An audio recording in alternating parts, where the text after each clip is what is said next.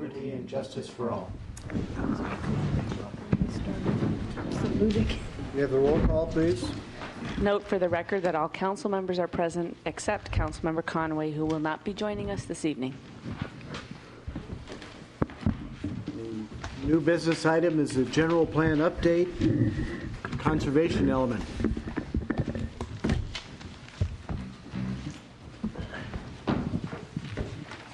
Mr. Mayor, members of council. The conservation element is one of the 7 mandated elements in the general plan. Its primary focus of the element is on conservation and preservation of natural resources. The Open Space Ecology Committee and their staff played the major role in providing the proposed changes and update to the element and provided a really outstanding contribution to this effort.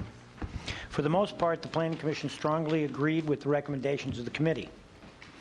Key issues in the revisions include several excellent enhancement to the goal statements, revisions, and reordering, substantially revised introduction emphasizing sustainability, greenhouse gases, climate change, and leadership in energy and environmental design. That's LEED standards for green buildings. Several revisions and updates to the biological resources section, including recognizing the listing of the CLIPI. The exhibits will be replaced with higher quality GIS maps. Most policies and programs would be retained under the biological resources section. 2 policies and 2 programs are added, primarily for a more comprehensive approach to the 40% preserved habitat in the Brisbane acre area, and a formal policy that would recognize that city-acquired parcels do not apply to the 40%. A new section on green building, describing the benefits of green building practices. Mandatory thresholds for applicability of the green building ordinance. That will be soon be coming to the council. Right now it was discussed last week and will be discussed again on Thursday at the Planning Commission level. And that includes a general plan amendment that will actually amend the existing plan before this update of the plan actually goes through the rest of the process. So you'll be seeing that general plan amendment and the green building ordinance before we get through the update of the plan. So it'll be somewhat moot if you go ahead and adopt that general plan amendment and the ordinance within the next couple of meetings, I believe. The soil section of the discussion part of the element has several new policies discussing soil erosion at the quarry and sedimentation to the lagoon. The word aquatic has been added, and the subject aquatic resources has been added to the water resources section of the document, with 2 new policies regarding wetlands and several programs on a number of topics under the heading aquatic and water resources. Important new energy section has been added with an emphasizing the climate change and greenhouse gases. 7 new policies and 14 programs are added under the energy section. Many of those are related issues to the green building ordinance.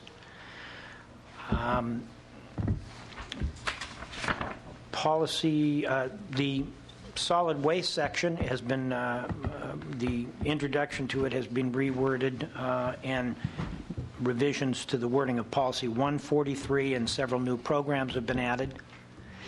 And under mineral resources, there is a rewording of program 135C. And under cultural resources, minor addition to the text is proposed, and a revised wording of policy 136 and 137. And 2 new programs are proposed, and a new policy 138. That's about the extent of it. It's quite extensive additions and revisions to the overall conservation element, but you can thank the Open Space and Ecology Committee for a lot of hard work on the changes. Shall we do as we've done before and simply go through page by page? That work? Sounds good. As we get through these pages, if members of the public know their page and want to comment, please put your hand up. Page 3, first page of the conservation element. Any comments? Yes. Go ahead. So the second paragraph starts off saying all projects in Brisbane should be guided by the principles of sustainability. And I think it should be broader than that. I don't think that it should just be projects. I don't have wording, but I'd like to also include how the city conducts its business, when the city has a choice in sourcing things, that the city should actually conduct its business in a sustainable way rather than just being project-oriented. So would you say Brisbane should be guided by principles of sustainability? I think that's a great sentence. And please drop the before principles. And the next sentence then picks up projects, minimizing global impacts. The last sentence in that same paragraph starts, this goal can be achieved with increased energy efficiency and greater use of renewable resources. This is a quibble, but my wording was this goal can be achieved through reducing the need for energy and more efficient use of energy and greater use of renewable resources. So I can hand this language over to the... That'd be fine. I'd like to drop the word achieved because we don't know it can be achieved and replace it with advanced. Any other comments on that paragraph? The next paragraph begins, the city takes the view that it must do at home what must be done on a state, national, and global scale. And I find that difficult, just knowing that our city resources are not the same as the state, national, and global resources. I'd feel more comfortable if we just struck that and stayed at that. I think the sentence in the paragraph right before that, Brisbane should be guided by the principles of sustainability, captures that feeling, that notion. The council be comfortable with dropping that first sentence? Yes. Makes sense. The next sentence is development decisions are to be analyzed and implemented in a manner that provides for sustainable development. And it then goes on to define sustainable development. Such sustainable development has been defined as development that meets the needs of the present without compromising the ability of future generations to meet their own needs. And I have a difficulty with this in context of the Baylands, because what I see happening on the Baylands is it being developed in such a way that it does not meet just our needs, but it also meets the region's needs. And so you could say that it's not sustainable for Brisbane because you're going to have so many more jobs than you'd have residents, and there's just a big imbalance there. And also that one of the biggest benefits of the Baylands development to me is the fact that the land, the contamination gets remediated, so that just being able to go out there is no longer a health hazard. And I'm not sure if all that is captured by sustainability. I'm concerned that development that meets the needs of present without compromising the ability of future generations to meet their needs really considers those ideas. Do you have a suggested change?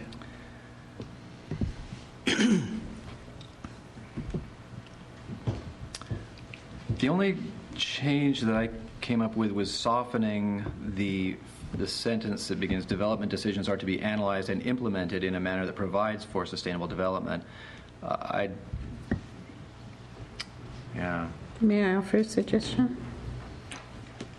Sure. Just take it off from such out. Because development decisions are to be analyzed and implemented in a manner that provides for sustainable development. That's it. Well, I like the idea that it gets analyzed for sustainability. I like the whole idea that it's analyzed for sustainability and implemented consistent with sustainability, something of that nature. But my concern is that if we say in the general plan that the development in and of itself must be sustainable, that there are many arguments you could make for how it's not sustainable to put more retail, for instance, down there than Brisbane could support. And so I'm thinking that if we could say something about the region, development decisions are to be analyzed and implemented in a manner that provides for regional sustainable development, or is consistent with the concepts of sustainability. I just didn't have time to craft replacement wording for this.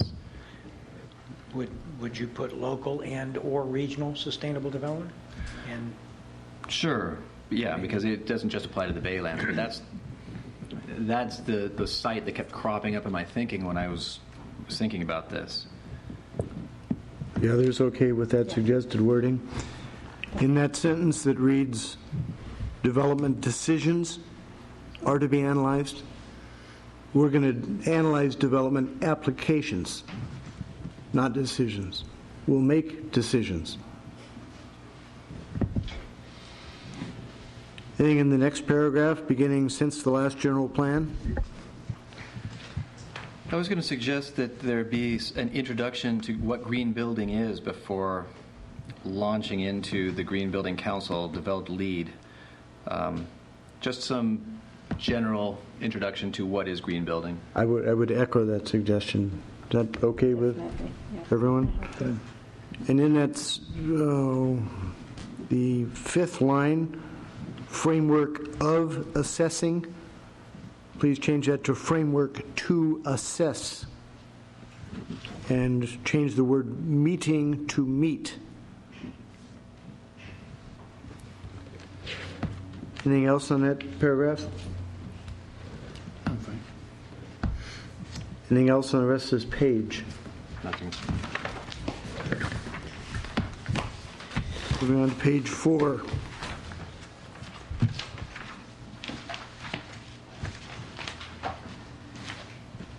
So anything on page 4? I don't have anything written. On the second new paragraph, I'd like it to read, the first sentence is okay, and then it says the committee has developed, I'd like to add, and regularly updates a work plan, and then strike the regularly updates that you have there. Anything else on page 4? Yes. When I was reading this paragraph, starting from the committee has initiated the submission of another annual report. Which paragraph are you talking about? The same paragraph, the second new paragraph. Okay. Almost the fourth line to the end, that sentence is down there. I thought when it starts saying eventually based on the implementation of its work plan and so forth, I thought it's just giving I felt that it was too wordy. I thought maybe it should say that the full ecological experience of the community is planned to be reported on the Brisbane Sustainability Report. That didn't make it shorter. It didn't? It did. It picked up, based on the implementation of work plan, the committee hopes to combine. I took it off totally. How would you like that sentence to read in its entirety? The full ecological experience of the community will be presented into a Brisbane Sustainability Report.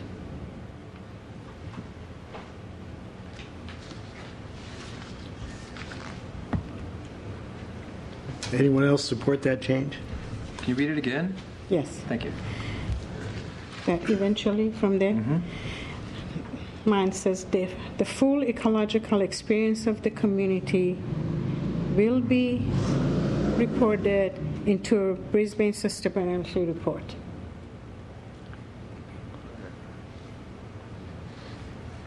Oh, okay. I don't feel that adds anything. Are we content with page 4? I'm done with it. Page 5?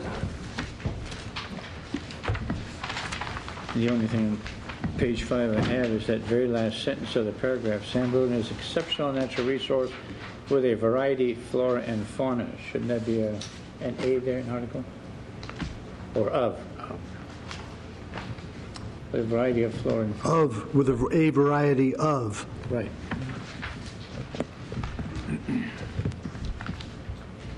Then I have a question for the planning director, if I may, sir. Calliope Silver Spot, it's a candidate. I thought it was declared by the U.S. Fish and Wildlife. You're right, and that should be changed. I thought I had... May I? Yes. Yeah, that's just a misprint. It wasn't transferred from Please, at the previous. Yeah. And please at the microphone. Right. And give us your name and all that stuff. Mary Gudekunst. Presently, I'm the chair of the Open Space and Ecology Committee. This is just a misprint. It just transferred, mistransferred the information from a previous iteration of this report. The Calliope is endangered, and the Bay Checker Spot is threatened, not endangered. Okay. That's how they're listed right now. So the Calliope is endangered? Yes, exactly.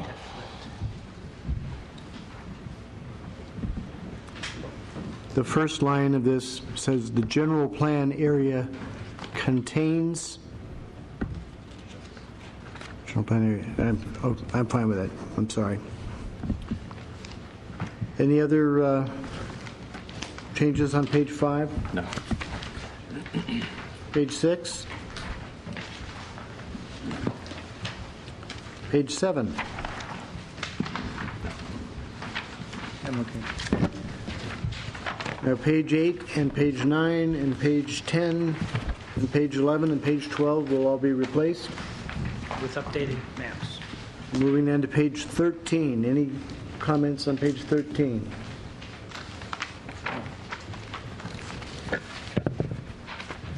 Page 14. I have something. Yeah. I only have 2 stickies on that page. Program 123C. I had a question for the city attorney. Work with the HCP operator in studying how the 40% conservation habitat requirement for the Brisbane acres and conserved habitat requirements for other areas in HCP can be approached in an ecologically planned fashion rather than by a piecemeal parcel by parcel fashion. The question for the city attorney is, by doing that, do we then assign greater or lesser value to parcels, and is that an issue for the city? Might need a microphone. I don't think the attempt was to assign lesser or greater value. I think it was try to clarify what the 40% means on an area-wide basis. Right, but if we define areas that should be preserved as habitat, does that impinge on anyone's ability to develop their property? Are there any constraints to the city in doing that?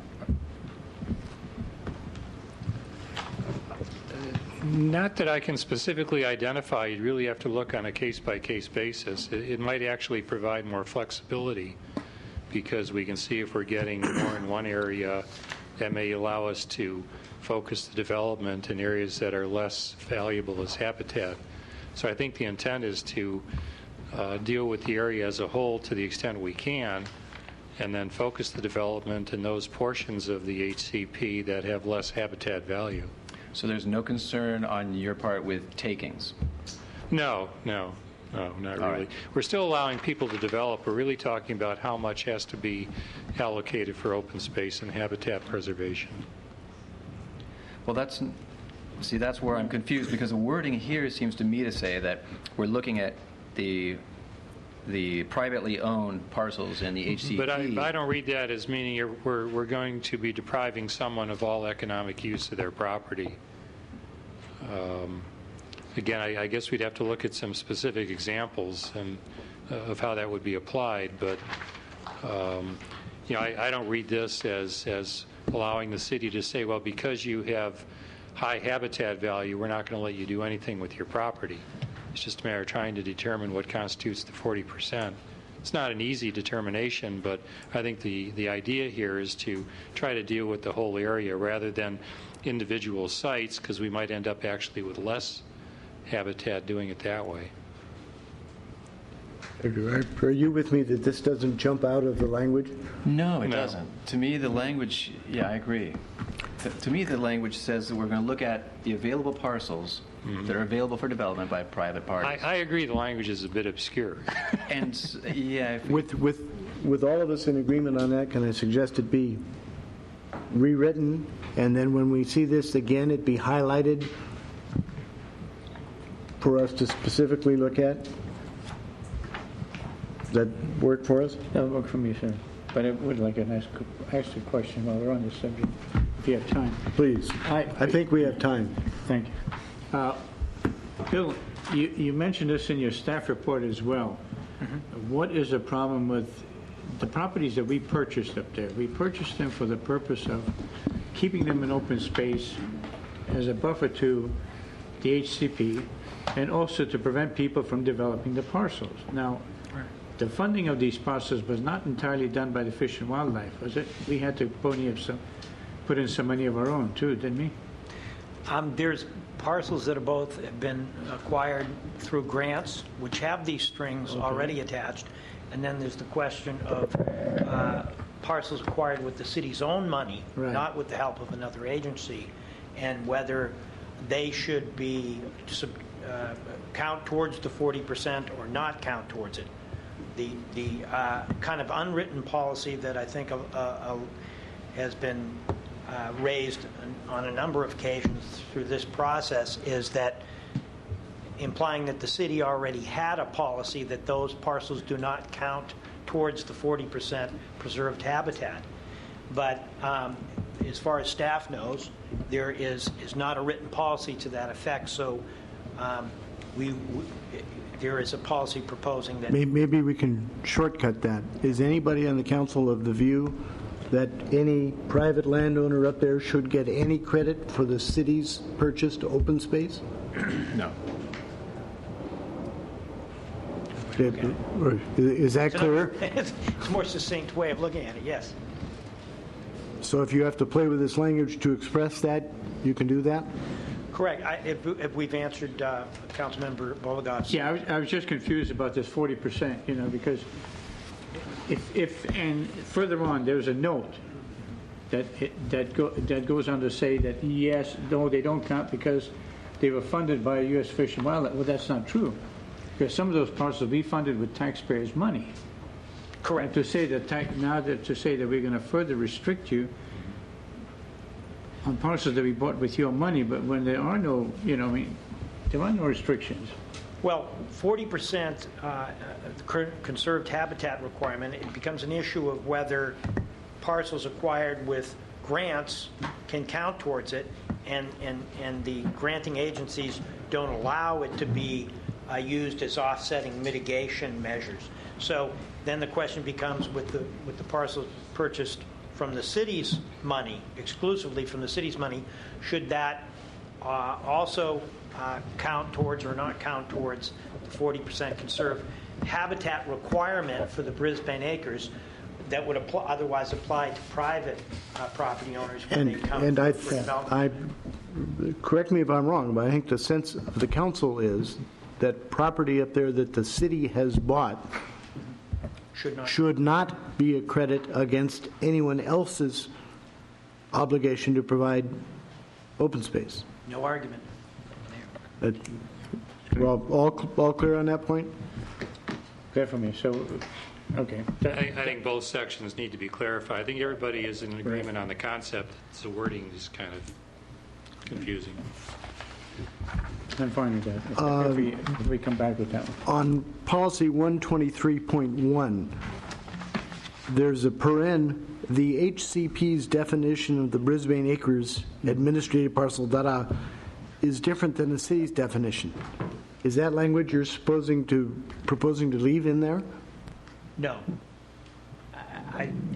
Well, it's clarifying that there is a difference. I had that underlined as well. Let's clarify all of this language once again. I don't think that was intended to be part of the text. That was originally a staff note to point out the difference. If we're going to make a point of that, then we should have an explanation of what the difference is. I think that would be really nice, and I'd like a map to accompany that, because a map is going to be the clearest way to convey to people what the difference is. I guess the point is that this is not clear. Yes, sir. Next on this page. We're on page 14. We're still on page 14. Right. I had a question about policy 124, if I might. Please. Conserve and promote green landscaping. What was meant by green landscaping as opposed to... Not green. I think that's probably native and xeriscape, and I think that's the intention there.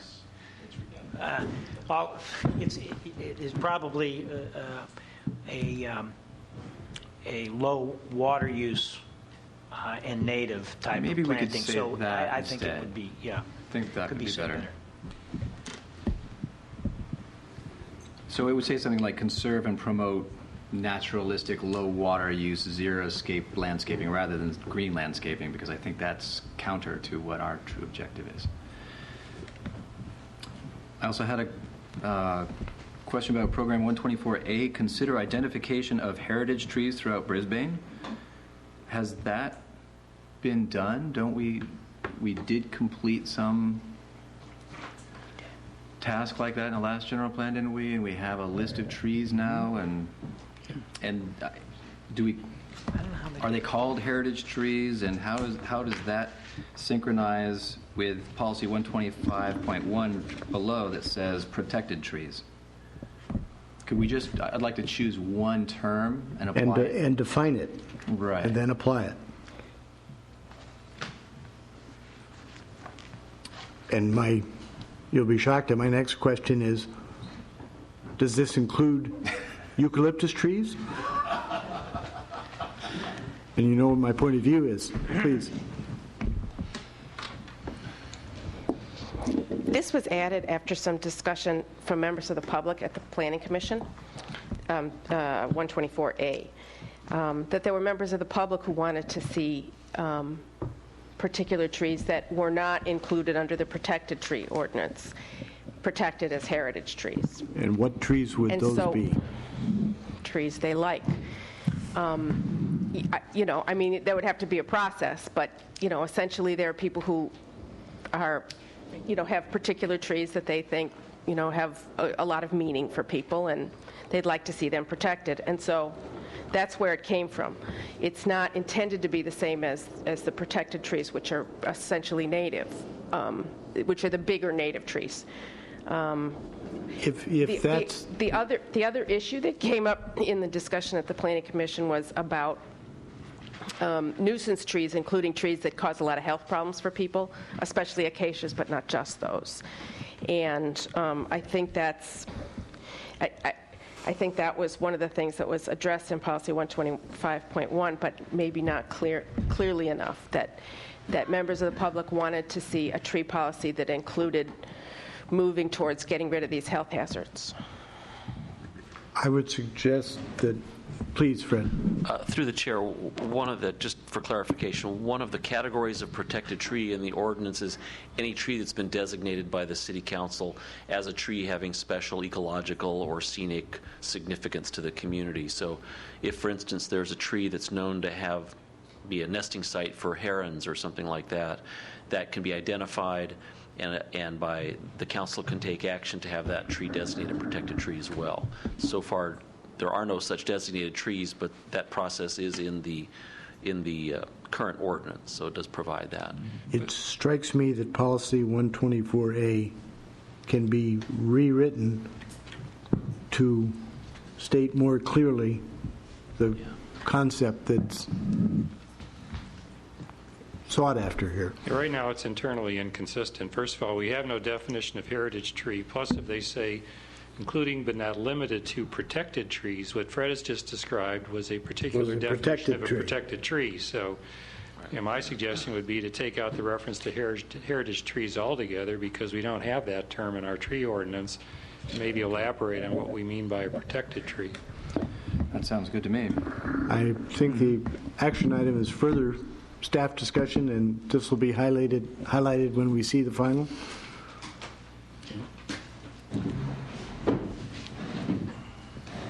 And that was all I had on 14. I had on policy 125. It's changing protect heritage, and it's making it to say conserve protected trees as defined by city's tree ordinance. Does this match now with the city's ordinance, or does the city's ordinance needs to be changed? No, that's how they're defined. Okay. Thank you. Si? Yeah, 125.1, the second line of that, well, actually reads, in removing trees that are not considered protected trees, as well as trees, in brackets, protected species that are determined, what's all that?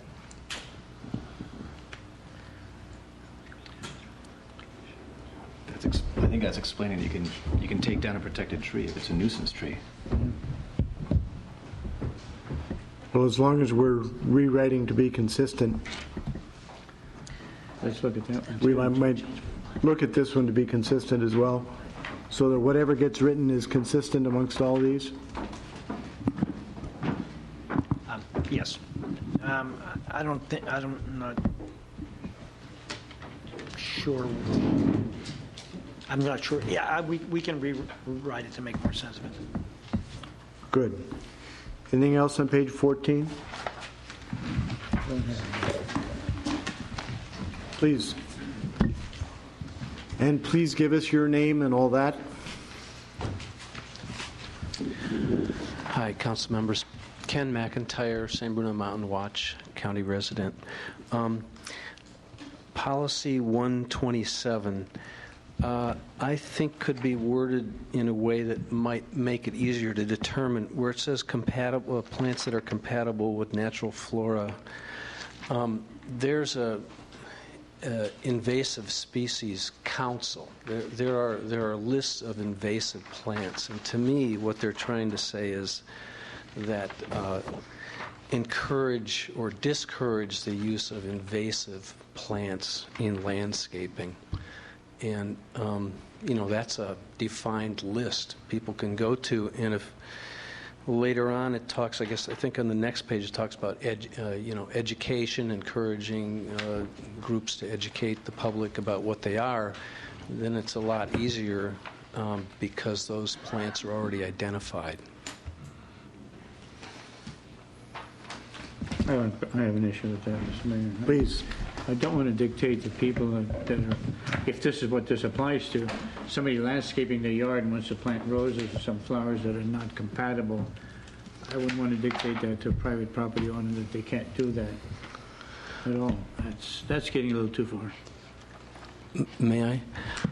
I didn't mean to dictate, but, as somebody who works a lot on the mountain, I mean, it's kind of a crazy situation where you've got people planting things in their yards and then not paying attention to what happens to them. And on the other hand, you've got the county and various organizations spending hundreds of thousands of dollars on restoration efforts to protect the native habitat from the plants that are being planted by people around the mountain. And I think without dictating, you can encourage, and nothing in, to me, these elements aren't, their language is never dictatorial. It's always encourage or suggest or things like that.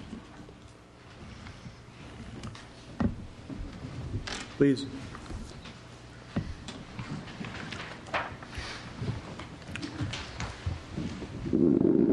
I think it might help to clarify that roses, no kind of roses is on the list of invasive plants.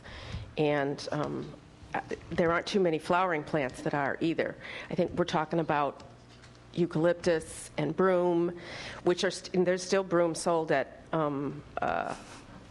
nurseries in the area. Maybe you noticed that we've been spending a lot of effort trying to get rid of broom. Cotoneaster is a problem. I don't know if anybody's still planting cotoneaster, but you know, it's running rampant all around town. There are I don't know. There's probably a hit list of maybe 10 or 15 species that have really run away with, started to run rampant.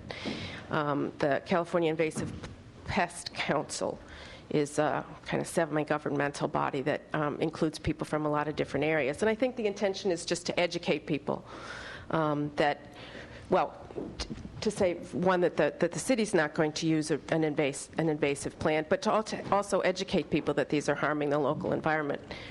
You know,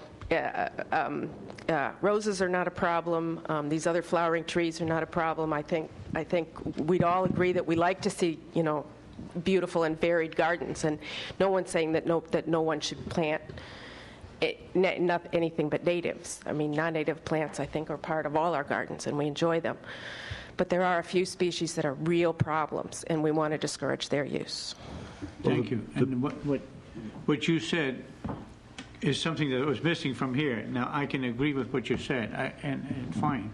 That's fine. But I think that should be included in here somehow, so that a person reading that doesn't get the wrong impression of it. I'll grow what I want in my yard, and you can't tell me. Well, yeah, we can help you.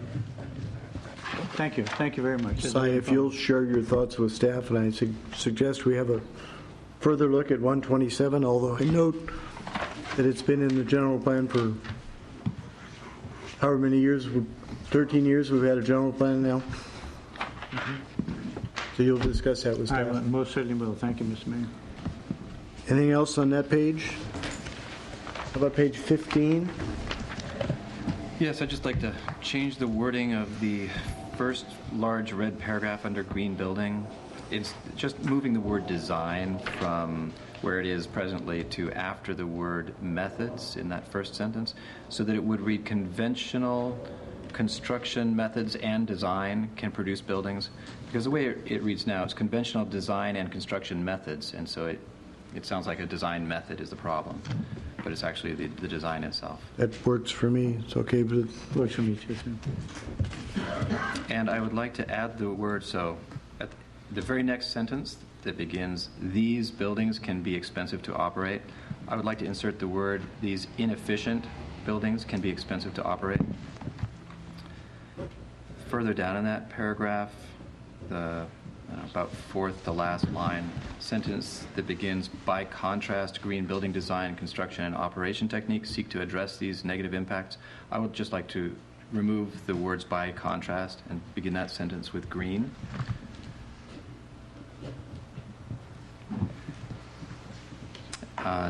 Two paragraphs further along. all right, hang on. Everybody else okay with that paragraph as amended?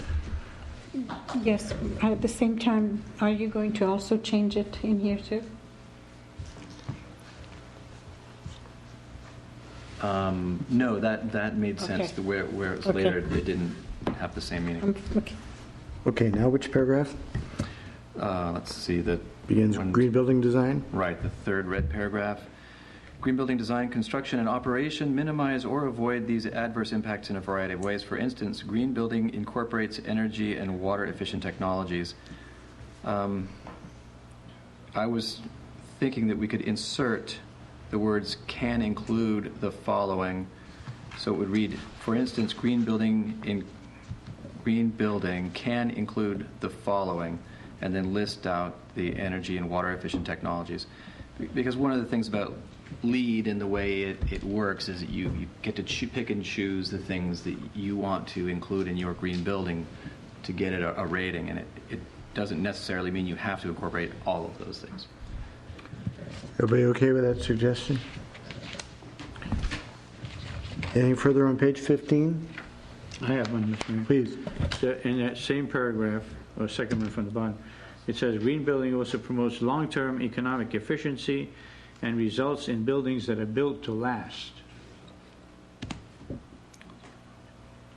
built to last. Does that mean that if you don't use green building, the building will not last?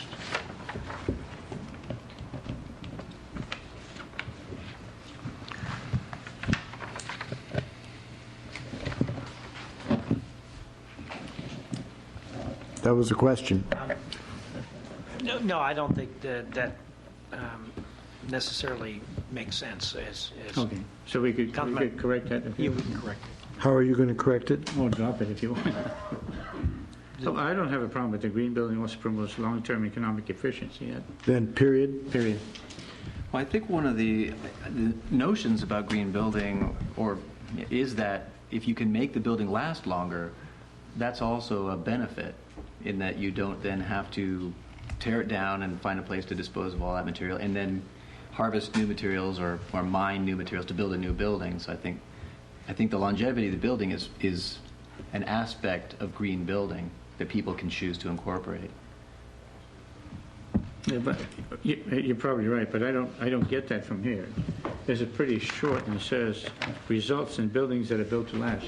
How about if we said and results in longer-lived buildings? It can. And maybe if what you said, maybe if we could incorporate that explanation in there, that might help a little bit. But otherwise, How about Sure. yeah. longevity? Yeah, you could include that in the sentence immediately preceding, where it lists out the water and energy efficiency, landscaping, recycled use content, that kind of thing. Sure. Longevity is an aspect of green building. I don't know what it is, what words they are you want to use. Can you say them for me? How would this paragraph read? How about indoor air quality and greater longevity? And then you could eliminate the, or you could put economic efficiency in there as well, and longevity. So we're talking about the sentence that begins, for instance, green building can include the following: energy and water efficient technologies and landscaping, recycled content materials, reduces construction and demolition waste, promotes long-term economic efficiency, results in buildings that with a longer lifespan, and improves indoor air quality. So we just fold the two statements in this last sentence into the previous sentence. Will you write those notes out and give them to staff? Okay. Are we okay with that as to be written? Is there anything else on page 15?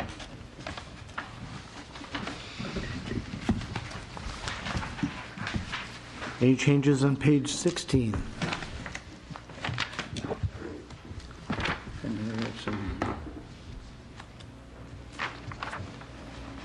I have a question on policy 1 sub 5. It says a newly constructed residential project having 20 or more dwelling units or any addition to an existing residential project that increases the number of dwelling units by 20 or more. Why 20? Where does that come from?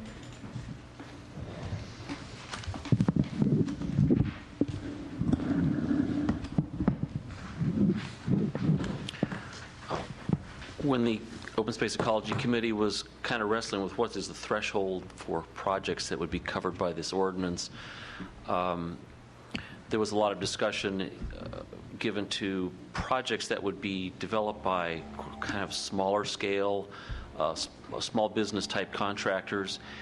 And the feeling was that at least for the first iteration of the ordinance, it really would be better to apply this to larger developers, larger contractors that probably have a greater level of expertise and a greater level to incorporate these measures without causing a lot of stress and problems in their operations. I think there was some discussion of if you get sort of too far down the food chain of developers and projects, then you wind up bringing in a lot of small contractors that probably would have a lot of difficulty in dealing with these kinds of requirements. Also, larger developers or larger projects have greater economies of scale and can absorb the cost of extra consultants that would be required to provide the design expertise that's necessary to incorporate the specific design elements in green building. Help me out. I'm trying to think of a project we've had in Brisbane that was more than 20 units, except for the whole Northeast Ridge. The Ing project, for example, is the Ing project. Ing project, you're right about that. 30 You're right about that. A project that would be slightly under 20 units would be, say, One San Bruno. Remind me how many units I that think is. that's 15. Okay. There have been some refinements to these provisions as a result of the Planning Commission meeting a couple of weeks ago, and a revised ordinance is going back to them on Thursday.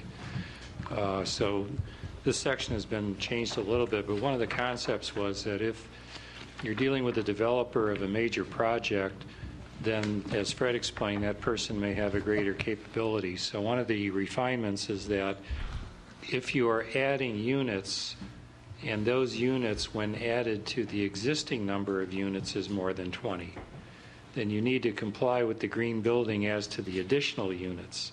Because if you already have a project that's more than 20 units, presumptively, you're into the category of a major type of developer, even though you may only be adding 5 units. So that's one of the little changes that will be in the conservation element that comes back to you from the Planning Commission. So this language has already been Massaged a bit, yeah. Then I suppose I'd like to see whatever the new language is highlighted when we get this back. Well, you'll be getting it back separately. This section will come back to the council for adoption as part of the existing conservation element as the basis for the green building ordinance. So what's happening here is that this is where we were as of the time this was prepared. When the commission gets done and the whole thing comes to the council for approval, then this will be changed to match whatever final version is adopted by the council. Is the rest of the council comfortable with that? Oh, yeah. And we'll point out these changes. Fine. Yeah, I'm still wrestling with that statement about that green building will make a building last longer. Has that been proven? If that's been proven, I don't have a problem. I think the idea is... That's what I mean. I read that very brief that, Yeah. okay, a green building as opposed to a non-green building is going to last longer. Why? Well, it's in the design of the building. It's when you design the building, you design it to use more durable materials that are going to have a longer lifespan. That's the idea. Like rammed earth instead of, I don't know, Yeah, stick. I don't know if that's ever been shown, and I'm just, that it's something I'm not comfortable with. I don't have a problem with the way you explained this one. Yeah.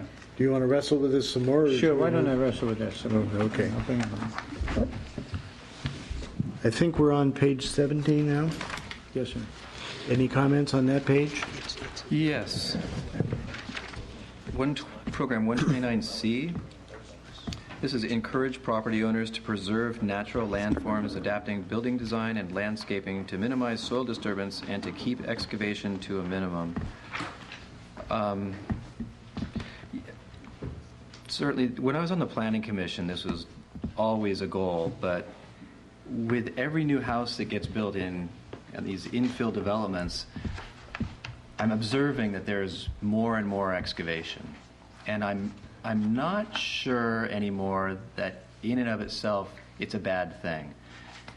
Because I'm thinking offhand about this house on Sierra Point, which for whatever its design is, it was tremendously excavated into the side of the hill, but that also means that it does not sit above the natural grade. It's more embedded in the mountain. And so I just want to register that I like the word encourage property owners to do that, preserve natural landforms, but my thinking on this has changed over the last decade or two, that grading in and of itself might be a bad thing. That, for infill development, I'm thinking that excavation is not an undesirable thing. I'm not encouraging any change of the language tonight. I just wanted to bring that up for consideration. Since you're not encouraging a change of language, can we move on to... Sure. To Program 129D, the very next paragraph.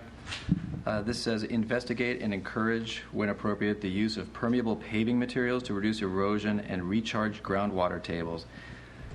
My concern with this is I don't think there are, in central Brisbane here, a groundwater table until you hit the bay water table. And I'm uncomfortable encouraging the use of permeable materials until I understand how that is going to work in our soils on this central Brisbane part of the mountain, because my understanding of how it works, how water works on the side of the mountain now, is that we have this highly fractured schist face.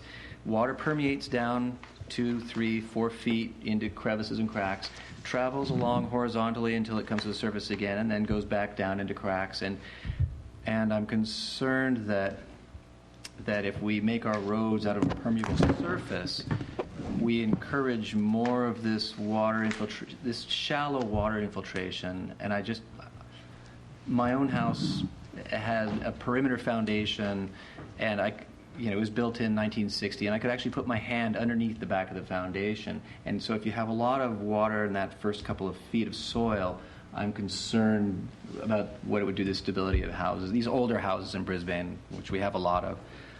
So I'm not very comfortable with this particular program. Through the chair.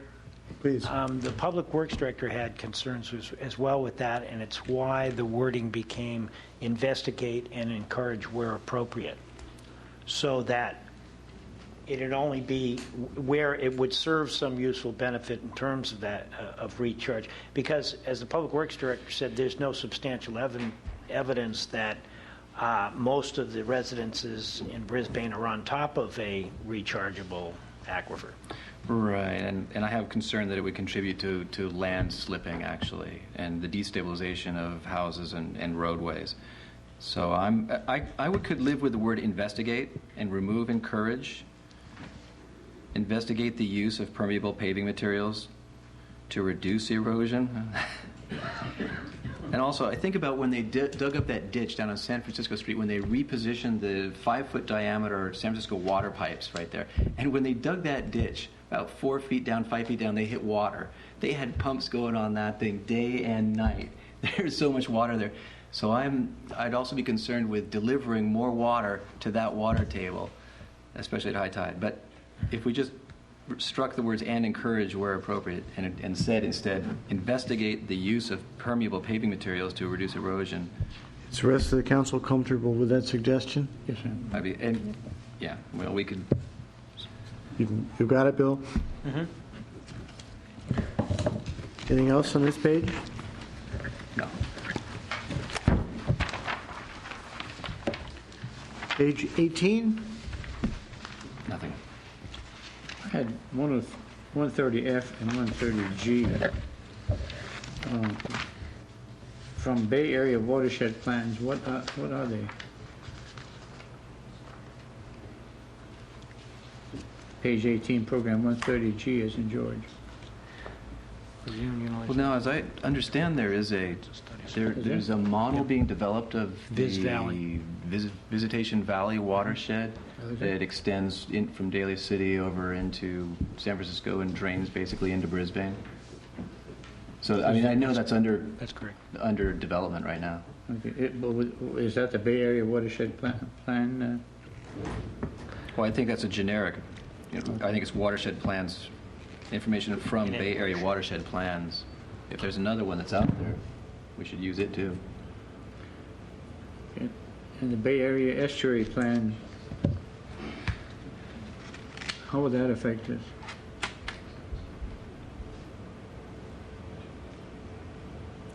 Well, again, it's been there for 13 years. You're not sure? Ray must have known. Paul?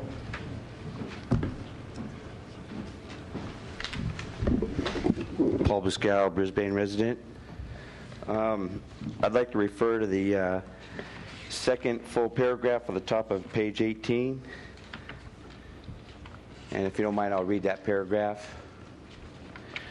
The U.S. Army Corps of Engineers shares primary responsibility for regulating waters and wetlands in the United States. With the Federal Environmental Protection Agency, most of the waters and wetlands in the planning area would be subject to Corps jurisdiction if an activity would result in dredging or filling of waters or the alteration of wetlands. The State Department of Fish and Game and the Water Quality Control Board also have regulatory powers over water resources and wetland habitats. And then if we go to Program 130A, it says, as an ongoing part of land use planning and CEQA analysis, determine the impact of development proposals on aquatic and water resources. And with that being said, one of the largest water resources we have in Brisbane is the Guadalupe Valley watershed. And whenever anything was being said about the quarry, they referred to the water coming out of the quarry as runoff. And for years I've said that that's not runoff, that's a resource. And what makes that water the most valuable resource in Brisbane is the fact that it's not influenced by storm drains from the street. And that has a very valuable quality, because you could ensure that you'll never have a release from storm drains because of an incident, whether it be from vehicular or from any of the industrial places or anywhere here in Brisbane, that could contaminate that water resource. And so the fact that it states that any areas or filling of waters, that resource in the quarry, that pond that's up in the quarry, I believe to be a water resource.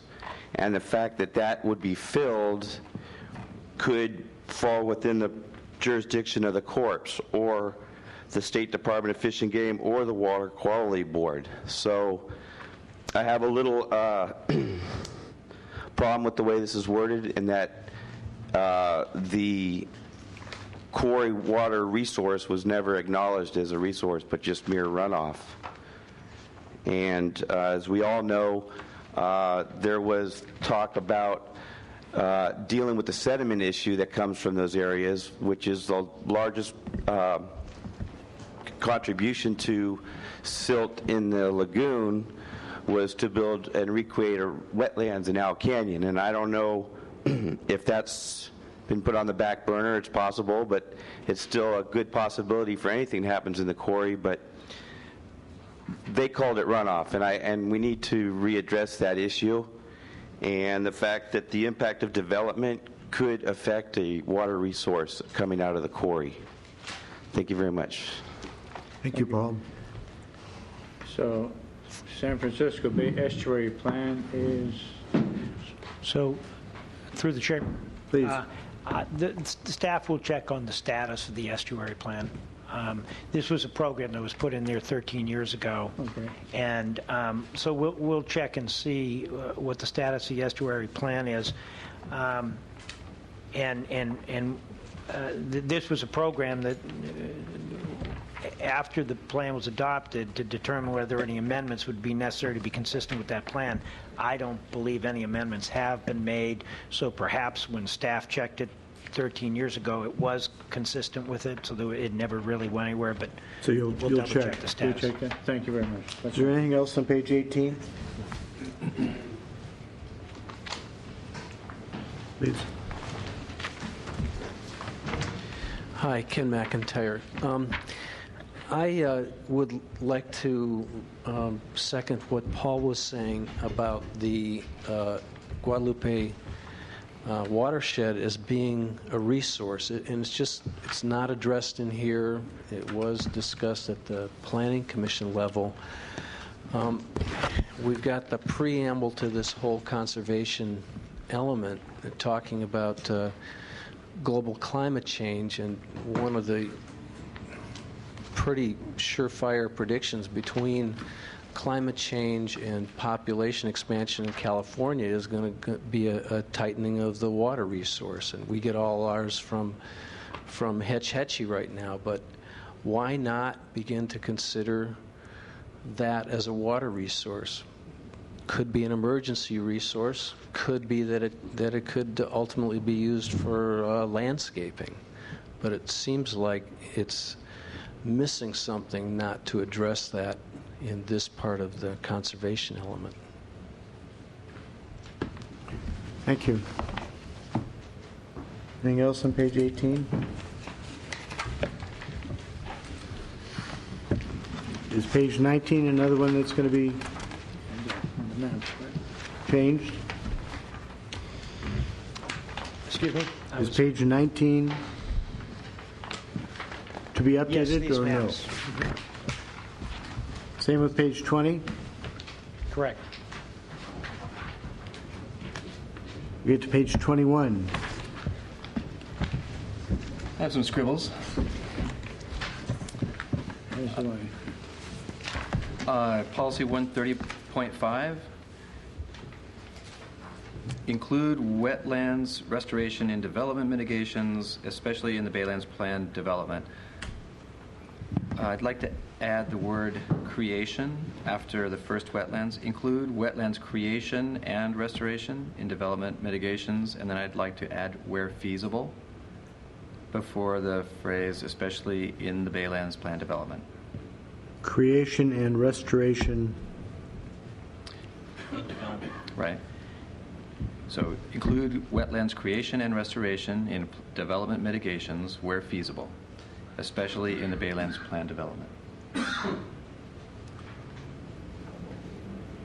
If we start defining what is feasible, we'll get into a much longer discussion than we have time for tonight. Well, the problem is that if you consider a housing development on Kings Road a development, and the requirement is that you install wetlands, it's going to be very difficult and wasteful to do that on Kings Road. That's where the feasibility comes in, because this applies to all of Brisbane, not just. How about if we use the word consider rather than include?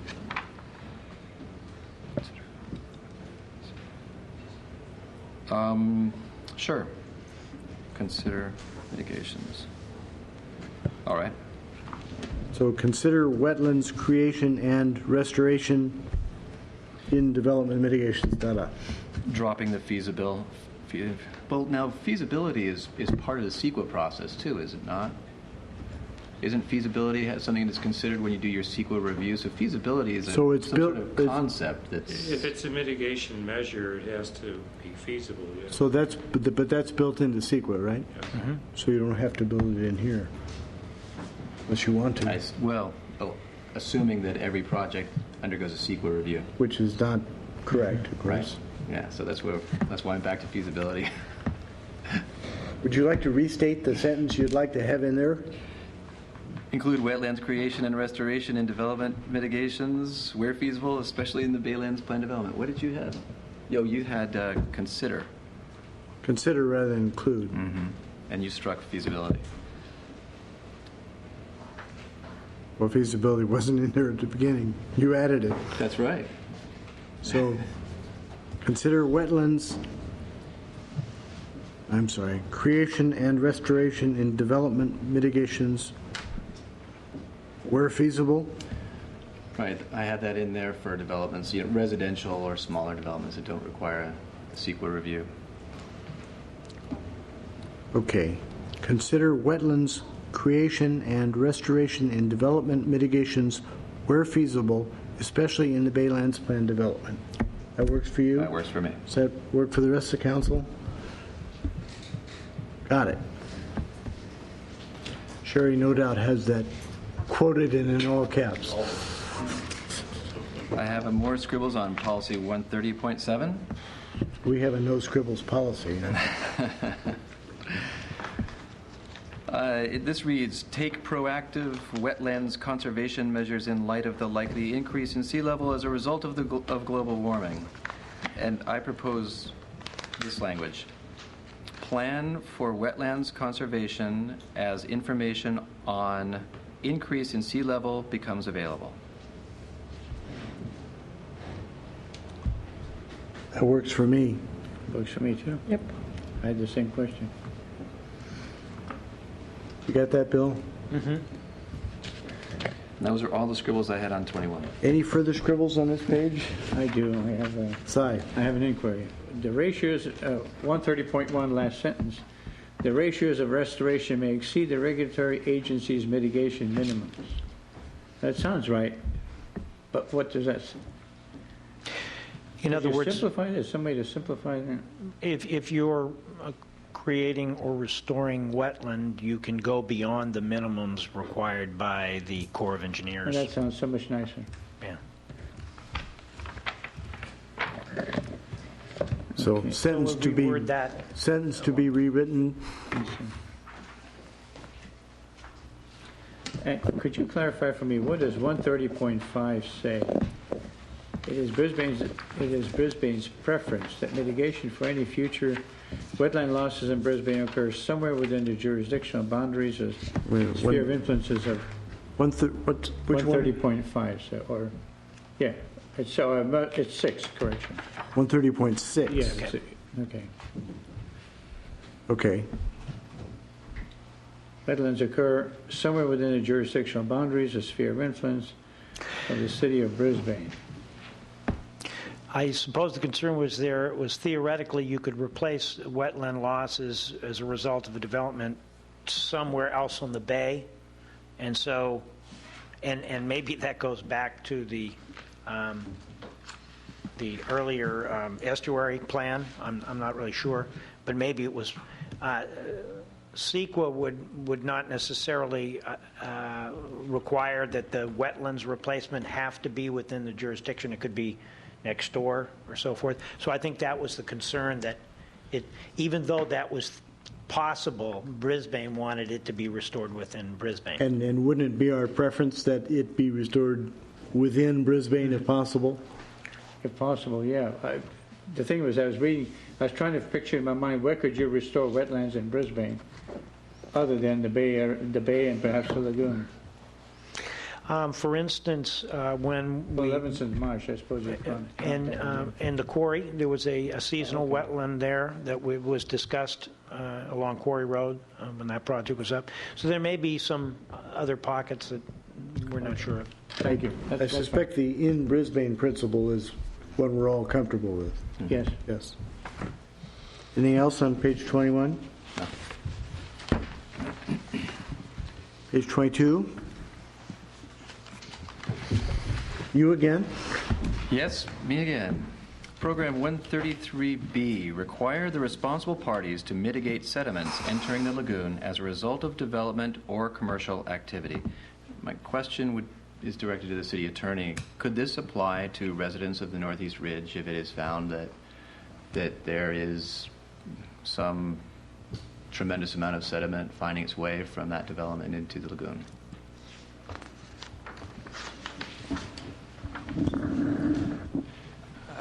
As to individual property owners, I think we would have a tough time imposing liability. I think the intent here is we're talking about development or commercial activity. It's really a developer. If there's a developer responsibility that we can demonstrate there's some sediment into the lagoon. I think as far as individual property owners, no, I don't know what legal basis we would have for saying that someone who owns a house up there, just because we've traced some sediment from the larger development, is necessarily responsible. But this could be reworded in a way to make that clearer, could it yeah, not? I think so.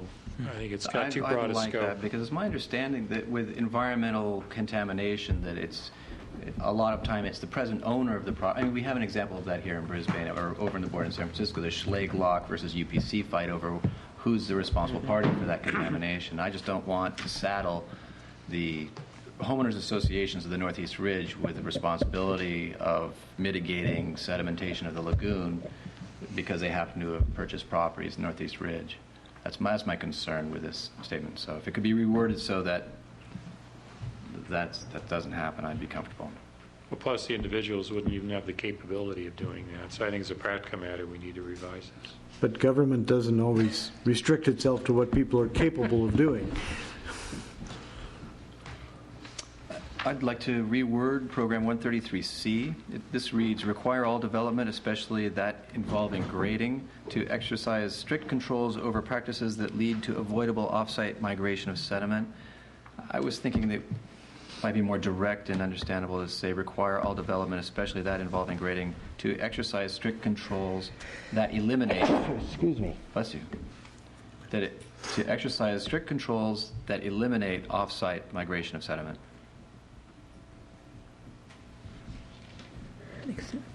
I'm sorry, could you read that once again? Sure. Require all development, especially that involving grading, to exercise strict controls that eliminate off-site migration of sediment.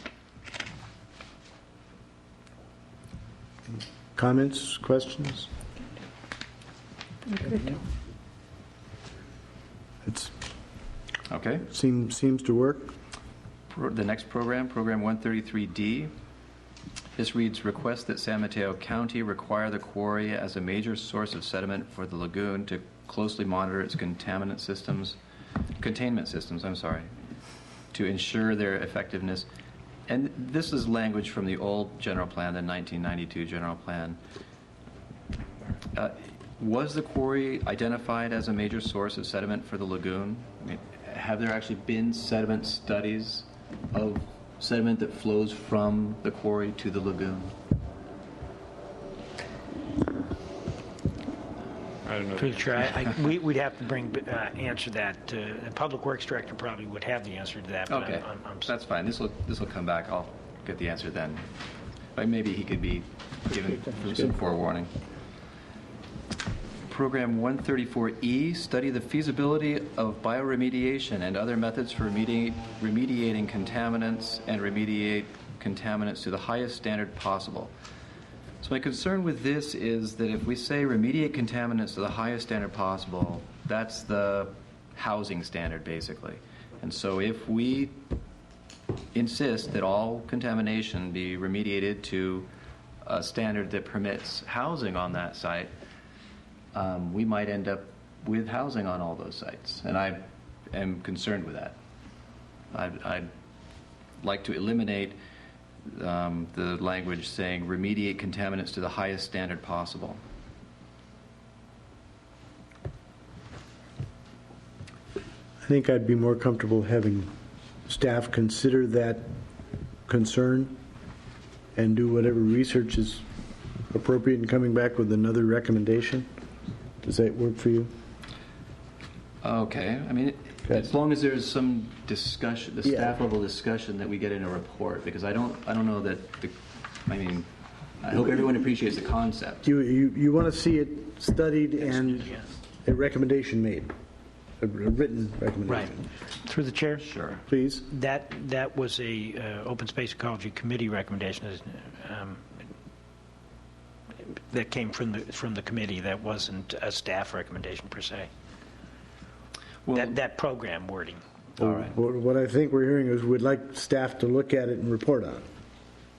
All right. Does that work? Sure.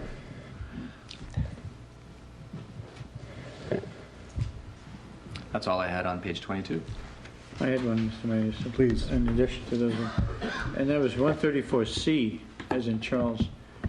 It says encourage and support wetlands restoration projects to remove or fix toxicants. How do you fix them?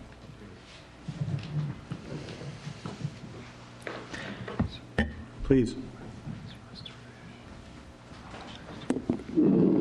This is a reference to the biological process. Some wetlands plants actually take up, especially minerals, into their biomass, and the fixing is, kind of the scientific, the way it's just the way that process is described. Maybe it could be described in better English but it's the process by which certain organisms, plants, bioaccumulate toxins, especially minerals, so that they're removed from the water. Thank you, Mayor. Does that answer your question? It does answer my question, but I'm wondering if we could put some different language in fix. And that's all I had on that. What language would you suggest?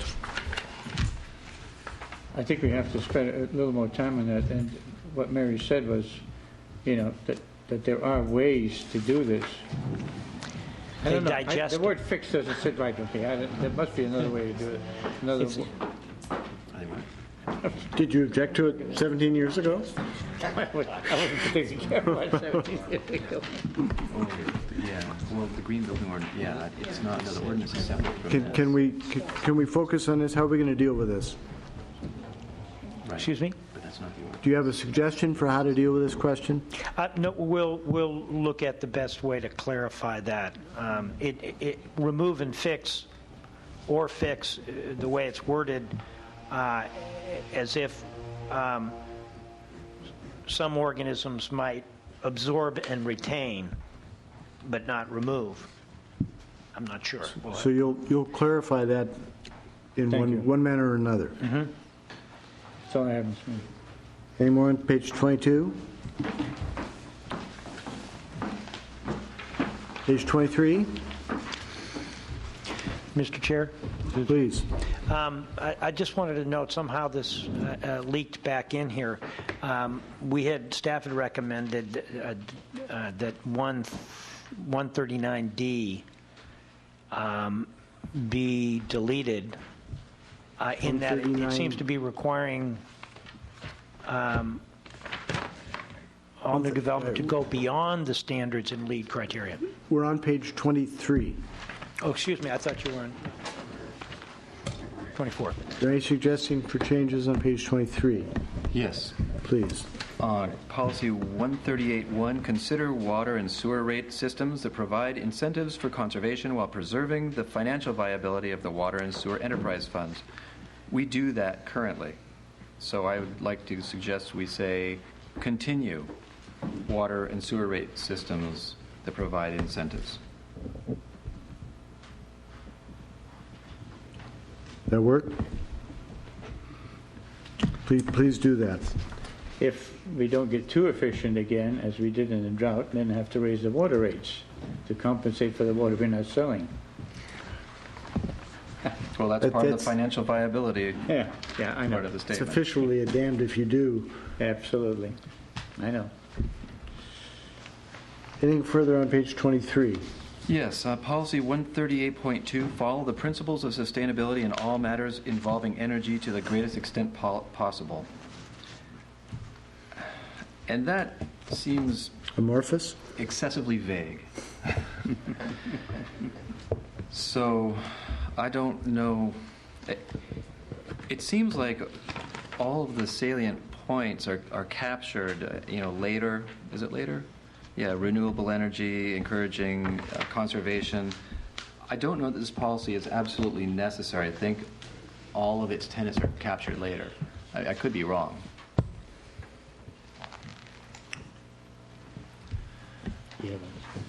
You have a speaker, Mr. Mayor. Please. The only thing I think that isn't included the only concept I think that isn't included in one of the further programs is the idea of polluting sources of energy that might not be using non-renewable sources of energy. For instance, nuclear energy, which I think is a big pollution problem, if not so much a renewable, if not so much a non-renewable source of energy. I think the idea for here is both to reduce the use of non-renewable energy and to reduce the use of polluting sources of energy. But again, we don't have to include every single concept we could ever think up in the general plan. Would you be comfortable if we just delete the words "to the greatest extent possible"? So we leave it, follow the principles of sustainability in all matters involving energy? Through the chair. A thought is that could be turned into a sentence that would be in the text. So it would kind of express the intent to follow the principles of sustainability as part of the introduction text under energy, because it sounds more like a sentence that would be in the text than a policy. Yes, it does, but here you have it as a policy. Which I would suggest, if rather than if there's an inclination to delete it, but you have some reservation that would, one way to keep it, but it would be text, not a policy. And I'd be comfortable with that if it was, because it's a policy without a program. And so I think it does belong as text. So let's delete policy 138.2 and put something like it in the paragraph above. That sounds great. Okay. Anything more on page 123?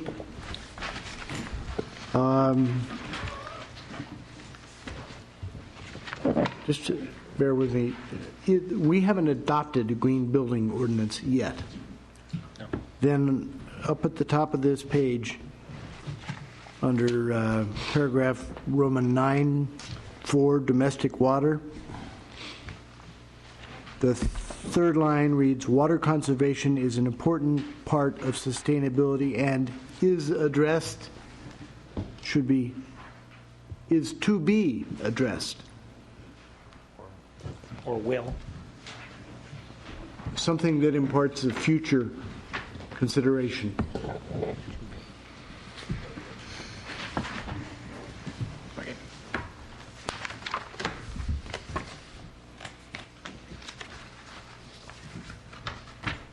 Page 24. Oh, we'll let somebody else go first. Thank you. Anything, Si? No. Seppi? And the very first one, 139, the second line, spacing. It's not major, but The paragraph return. I suspect they'll fix paragraphination. I have a question on 139E. Let me interpret it.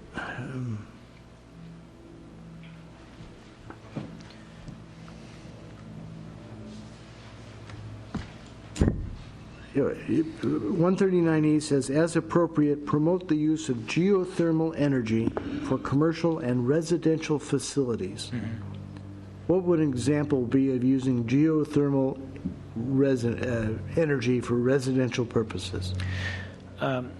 This was, as I recall, this was brought up by the chair, current chair, Hunter, James Hunter, as geothermal, and I think he was considering the possibility that that somebody was so located over a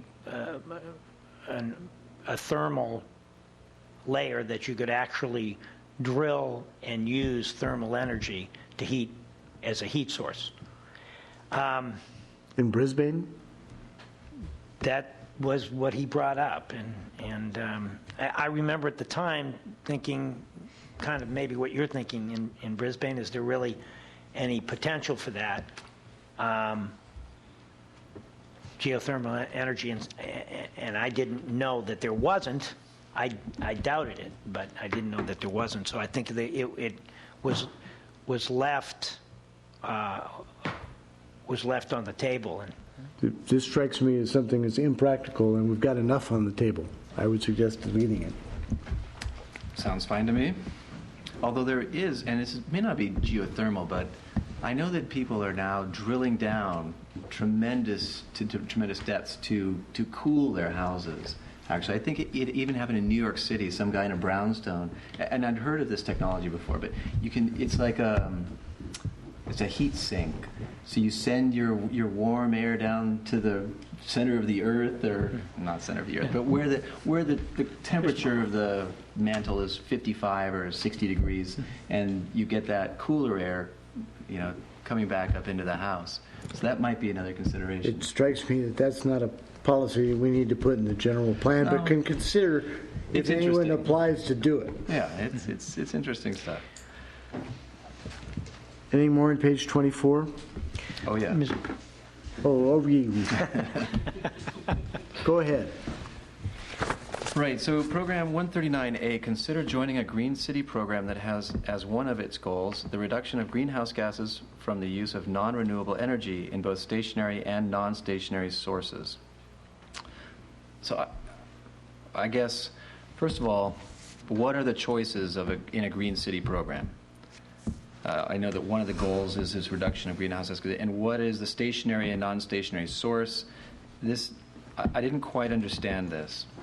It seemed pretty vague, and if there are a number of things we should consider in a green city program, I'd like those enumerated, and I'd also like to know what a Green City program means to the city of Brisbane. What sort of staffing requirements would it require? What does it mean as a program? This something was put forth by the Open Space Ecology Committee. I can't say that I understand the subtleties of it. Former Mayor Miller. Thank you. This actually came out of an initiative from the Sierra Club, and we had that as on one of our meetings, and they are promoting this throughout the country. And and maybe the thing to do is to bring all that information to the council, because the idea is just to consider it, not to adopt it. And they do have a whole variety of things that cities can do to be more green. And when they meet certain thresholds, then they get certified as a green city. And of course, station areas do things with buildings, and non-station areas do things with your vehicles. So that's where it comes from. Mm-hmm. But I can see why you'd want to have more information for sure. But it's a Sierra Club program. Mr. Mayor. Please. Excuse me. There is a effort that I'll get you some more information on, because it's just kind of beginning, but it's, Fred helped me with, it's Silicon Valley. Manufacturing. No, it's not the manufacturing group.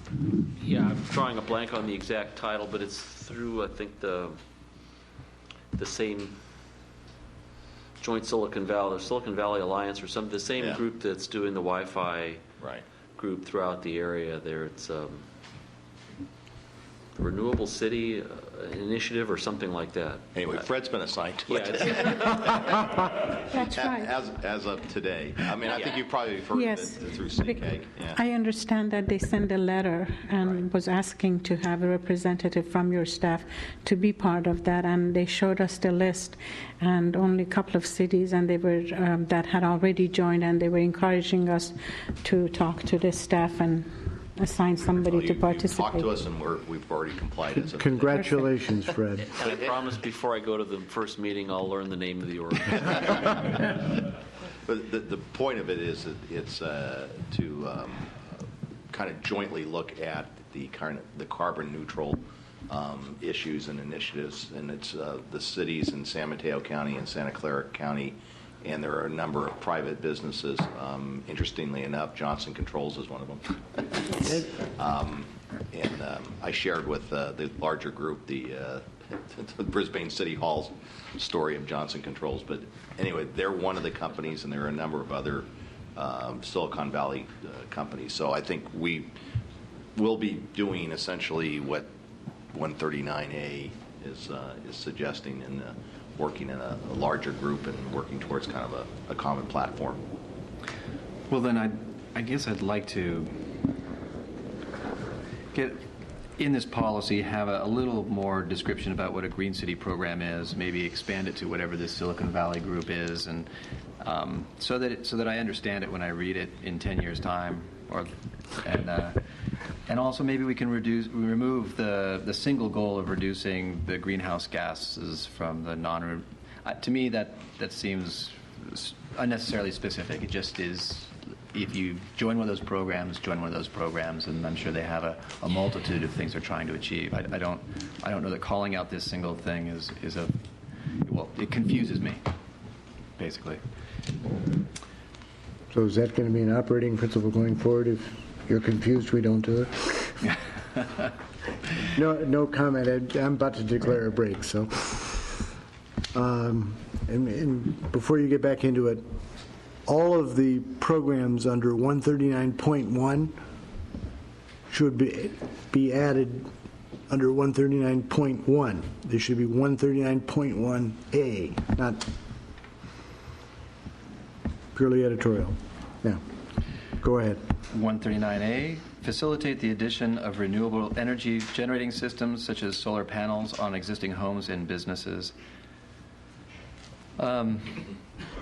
Renewable energy generating, I guess the question would be I assume it's the Open Space Ecology Committee. When you say solar panels, are you talking about photovoltaic, or are you talking about solar thermal, or both? Both? Well, then let's put both in there. Photovoltaic and solar thermal solar panels. On program 139C, consider requiring that large new developments produce renewable energy. I'd like to change consider requiring to require study of the feasibility that large new developments produce renewable energy. That work for everyone?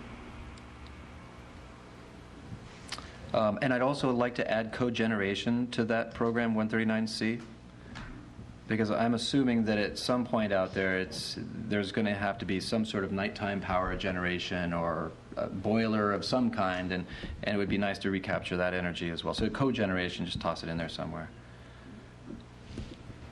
Program 139D, include a provision in the Green Building Ordinance, if legally permissible, to require all new developments to go beyond the standards in the LEED criteria in the production of on-site renewable energy. Include a provision to require. So my issue here is that I'm concerned that we might be going too far in one direction about making production of energy the focus of all development. And it seems like at some point, do you come into conflict with green roofs, which I think are mentioned a little bit later here? Do you come into conflict with the open space?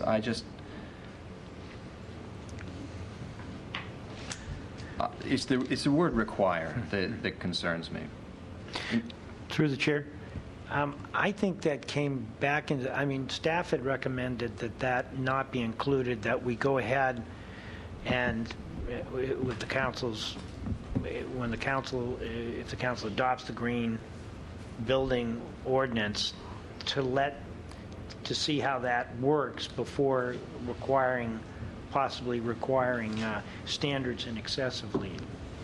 I like the idea of including the provision that we can ask for it, but it's a requirement that concerns me. If we could eliminate the word require, I'd be much more comfortable. Could we? Well, this is all going to come up in the context of the Green Building Ordinance in any case. That's correct. Yes? You get a second go around. You get on this merry-go-round in the near future, and actually, the general plan amendments are reconsidered again with that. I have a comment on that. Si? My comment on that is the term "if legally permissible." Shouldn't we know that before we go anywhere? Why would you? Because if you want to include that here, you probably have to include "if legally permissible" to many of the programs in here. Through the chair, I think at the staff level, we recommended that this be deleted. And it kind of, I may have miscommunicated with Ken, and it didn't get deleted. There was discussion of it at the Planning Commission, and that was the staff's recommendation. But Ray? Sorry. Instead of asking for requiring, maybe we could put the word promote. Now would you like to address? Sure. The legally permissible was there because the city attorney thought that we should make sure that that's mentioned when we brought this up. And it has to do with, in the LEED criteria, it actually gives certain points for different things you do, as Councilmember Barnes mentioned before. But interestingly enough, when they talk about renewable energy, they talk about, okay, you get so many points for 10% renewable, you get so many points for 15% renewable, and you get so many points for 20% renewable, and then it stops.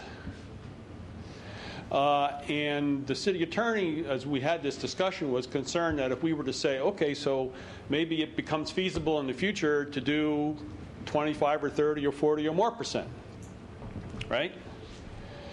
Well, then if we ask for that, we would be going beyond LEED criteria, because they don't really have anything for beyond that percentages I mentioned. And then if you have people going by the LEED criteria in the state, then there's some question of people saying, well, you're requiring something that's more than the ordinary, and maybe this is not considered appropriate in a legal context, and we could get sued and so forth. And so the whole point here is to consider the possibility of changing the green building ordinance at some time in the future to consider this as a possibility. And the reason, and I guess I have a slight different understanding in the situation than Mr. Prince, is that when the green building ordinance comes before you in the near future, you will not be looking at this issue, because the current green building ordinance proposal accepts the LEED criteria and the silver level, and it doesn't talk about going beyond that. So it's not likely that you will be discussing this issue, in the immediate future. This is something down the road to consider. Say, okay, well, maybe we might want to change the green building ordinance sometime down the road to increase the expected standards. So that's what it really refers to. Now, there's another part in here that may actually address that. And so this may be, so I just wanted to explain where it came from. Because there is a part in the green building section that says that we will consider as the circumstances change, knowledge changes, the laws change, we will consider coming back and revising the green building ordinance. And that actually was written by the city attorney. And I think probably in terms of the intent here, that does the job. So can we delete? So it's okay, from my point of view, just personally, because I'm the one who put this here, because I got very concerned over the fact that LEED would be too restrictive in terms of renewable energy. So that's why it specifies that. So having looked at all this at the moment, you would be okay with just deleting 139.1 here? As long as it's clear that what we're talking about here is something that would be later on, not with the immediately coming green building ordinance. And that's also mentioned in your section, Al, right? About my looking at things later on. Is that this paragraph does not reflect that discussion. That discussion is something we're going to do in the future, something we'll look at. By having words include and require, it now becomes a mandatory thing that's beyond the scope of the ordinance. My preference would be to delete it. And then go back to what you said earlier, that as things change, then we'll go and consider whether we need to, the council needs to modify the ordinance as we learn more stuff. So what I'm hearing is that we can delete 139.1D for the time being. Right. Let's do so. Anything more on page 24? Yes, my last item is Program 140B. Maximize use of passive solar design by designing buildings to use thermal mass to reduce external energy demand and by orienting buildings so as to maximize solar gain. So in passive solar design, you do not want to maximize your solar gain. You will cook yourself. It is easy to get too much solar thermal energy into a building. So we need to remove that maximized by at the solar gain at the end of the sentence there. And I would like to say encourage use of passive solar design by designing buildings to use thermal mass rather than maximize, because again, I'm concerned about getting too much heat in the building. And also in this program, no mention is made of natural ventilation or cooling. It's all about heat capture. And another part of passive solar building design is natural ventilation and cooling. So that needs to be included in that paragraph somewhere. So that sounds like one that staff needs to rework. Are you all comfortable with that? Oh, yeah, and yes. Please. Program 140C, I'm sorry, this is really my last one on this page, is... You're getting close to the end. Instead of the word use, the first word in that sentence, I'd like to change that to encourage landscaping materials, including green roofs, in ways that assist energy conservation. So encourage use of. Sure, yeah. I just didn't want to make it the imperative use green roofs, because then you get into this conflict with, do you want solar panels on the roof or green roof? Yeah. And that's all I have on page 24. Are we finished with page 24? Take a break.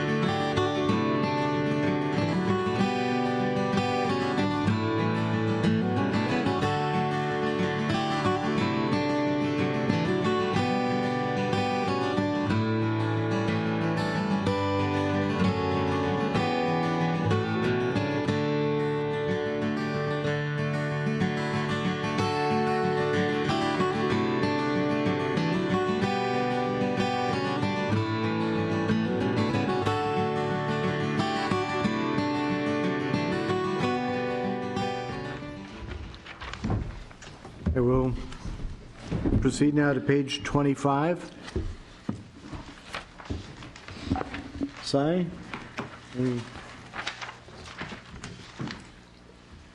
No. Seppi? I just have a suggestion. It says use the green building Where? ordinance. Where? Sorry, page 25, the very top, 141B. The word assure, I understand the word ensure is the end result. So use the green building ordinance to ensure. Assure Assure, is appropriate. okay. Through the chair. Please. This was another, there was two programs, and this was the other one. I'm sure Hal's thinking he recognizes this, in which there was concern about, from the staff level, concern about deleting this policy, given the difficulty of determining what the most energy efficient lighting and appliance would be. The measurement standard there would be, it's ambiguous. And I also have a comment on this. Please. In that this could be a prohibitively expensive program to implement in the community. We recently, in both of the houses that I've lived in Brisbane, we've had to replace a furnace. And the difference in cost between an 80% efficient furnace and a 90% efficient furnace is a factor of 2, I think. So it's a $500 difference probably between those things. And so for that reason, I also thought that it would be worth either eliminating or softening the language, because the furnaces that we have replaced were both built in the 1960s, and so even though we did not buy the most efficient furnace, we bought furnaces that were so much more efficient than the existing ones that I felt we did the right thing. But you're saying that this program should actually be stricken? It would be sufficient, I think, to delete the most energy efficient, the most. And so as recommended, it would read, to assure that energy efficient lighting and appliances as well as energy efficient heating and cooling systems are installed. So we're simply deleting the words "the most." Mm-hmm. That sounds good to me. Okay. Anything else on this page? Yes, I had something on policy 142, support programs that facilitate the reduction of fossil fuel consumption in motor vehicles. I would like to add the words "and development." Support programs and development that facilitate the reduction of fossil fuel consumption in motor vehicles.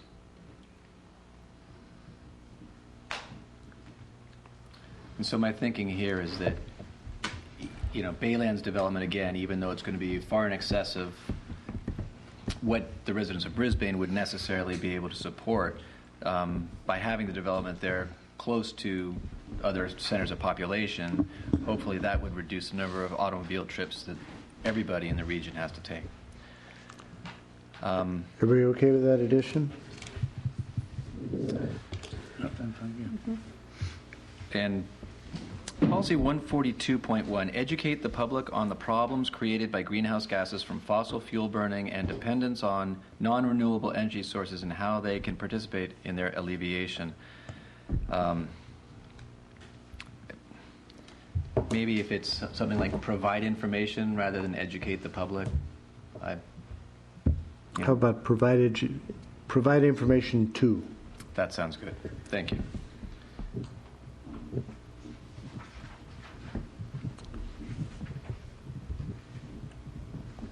And that's all I had on page 25.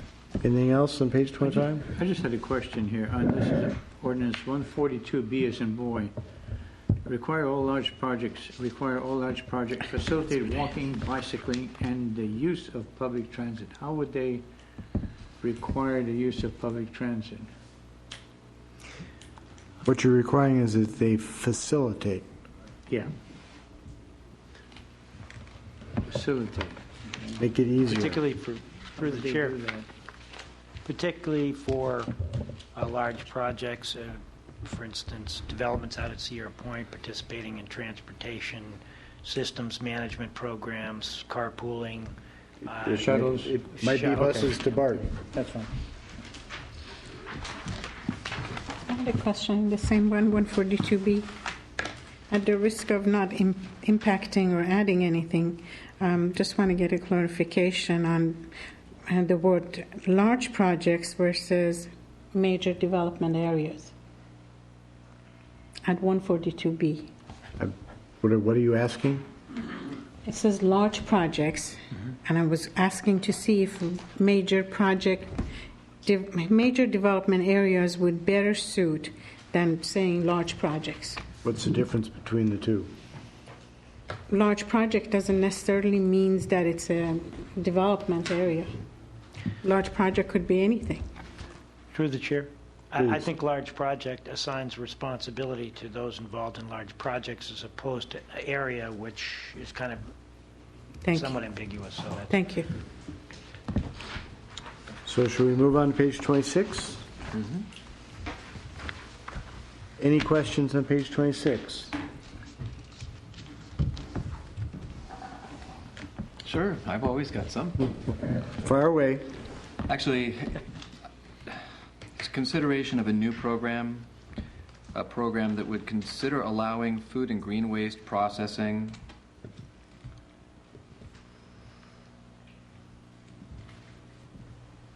As you're suggesting program 143I? Yeah, and I don't, maybe it's a question for the planning director if it makes sense to put something that specific in here, but I know that in the past there were the garbage wars in Brisbane, and that led to a kind of a line in the sand over which no garbage could flow. But I think more recently we've seen that our garbage neighbors are much better neighbors. NorCal Waste Systems is a very progressive recycler and has won all kinds of encomiums for their food waste handling. And actually recently the city of Brisbane gave them permission to do the loading of their trucks for that system actually within the city limits of Brisbane. So just to promote the concept of food recycling or green waste processing, I'm wondering if it's something we could consider as a program in the general plan. Sense of the council? I see heads nodding. You and the planning director will discuss potential language. All right, wonderful. That's all I had on page 26. Anything else? Yes, I was going to ask, at times on TV we provide information on solid waste disposals. And do we have anything here on education through our TV program? Do we need to say anything on that? It's not material, I'm just bringing it up. Because we do that. So, that's okay, move on. It's not a big deal. Sorry? Okay, let's move on to page 27.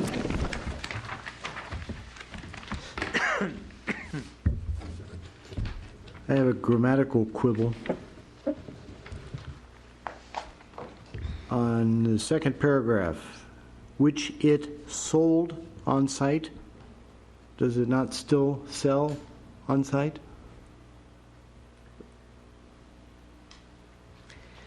It's in the second line, second paragraph. Through the chair, not sure as the status of that operation at the moment. I know they do a recycling operation on there. But did they sell quarry rock? I think they do. I think they still do. I mean, well, if they do, then sold is not the correct word. Should be sells. Sells. We crossed out the correct word. Yes.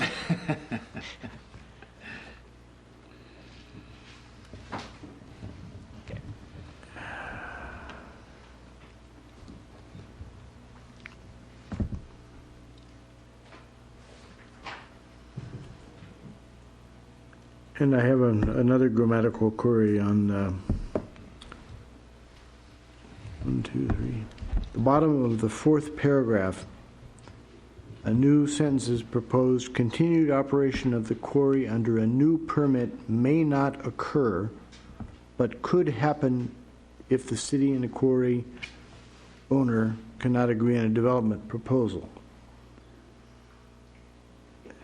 What is the purpose of adding this sentence? It strikes me that the sentence adds nothing. Right. So delete. Please. Anything else on page 27? Nope. You again? Me again, yeah. Actually, this is a comment that was made, and maybe I'm missing something, but it was made at the Planning Commission from the staff, coming from the city attorney again. And there was a phrase here that he wanted deleted, and it isn't deleted in this text. And I agreed with the city attorney that it shouldn't be there. And that was the phrase annexation agreement. Remember that, Mr. Koppel? You were not happy with that?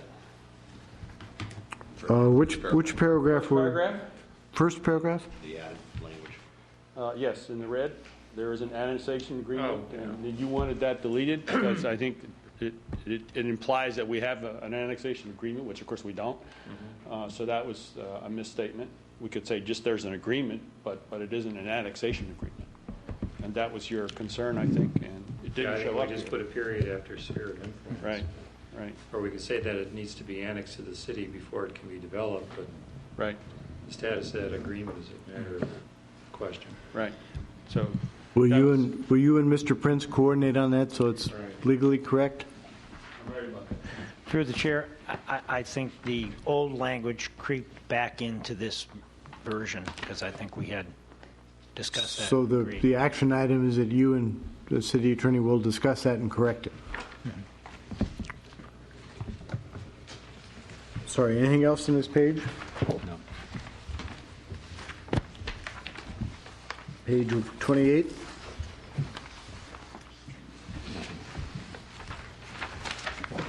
Map on page 29, is that one to be replaced?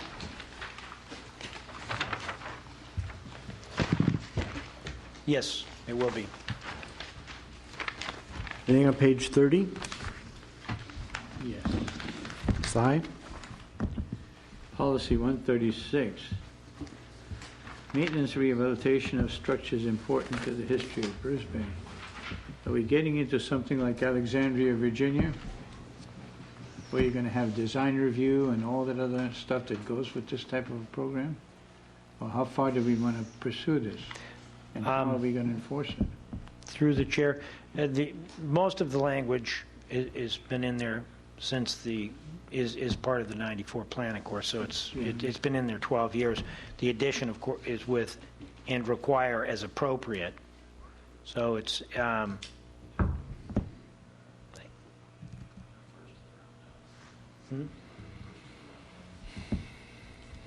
yeah, I think it probably originally was in there referring to the roundhouse and perhaps a couple of other of the To the roundhouse? structures, which, as appropriate, could refer to there's a couple of buildings that are required to have had some seismic upgrades and retrofit to be in compliance with the state law.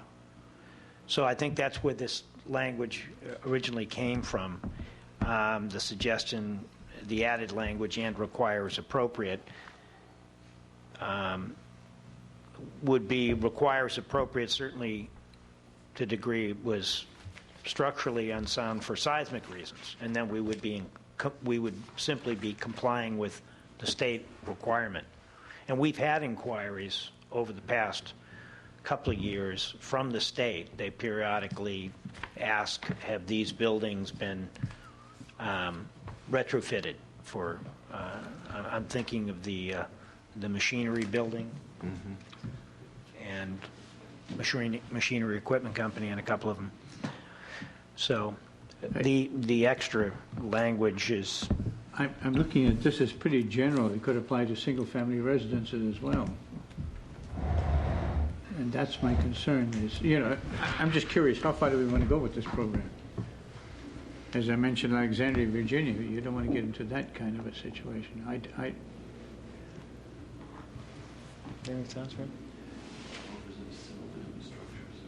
How about if we said non-residential structures? That might help. Well, the Alamand building. the old Alamand Hotel. I think that's a Oh, residential building. That's true. And that's probably considered one of the historical structures. Please.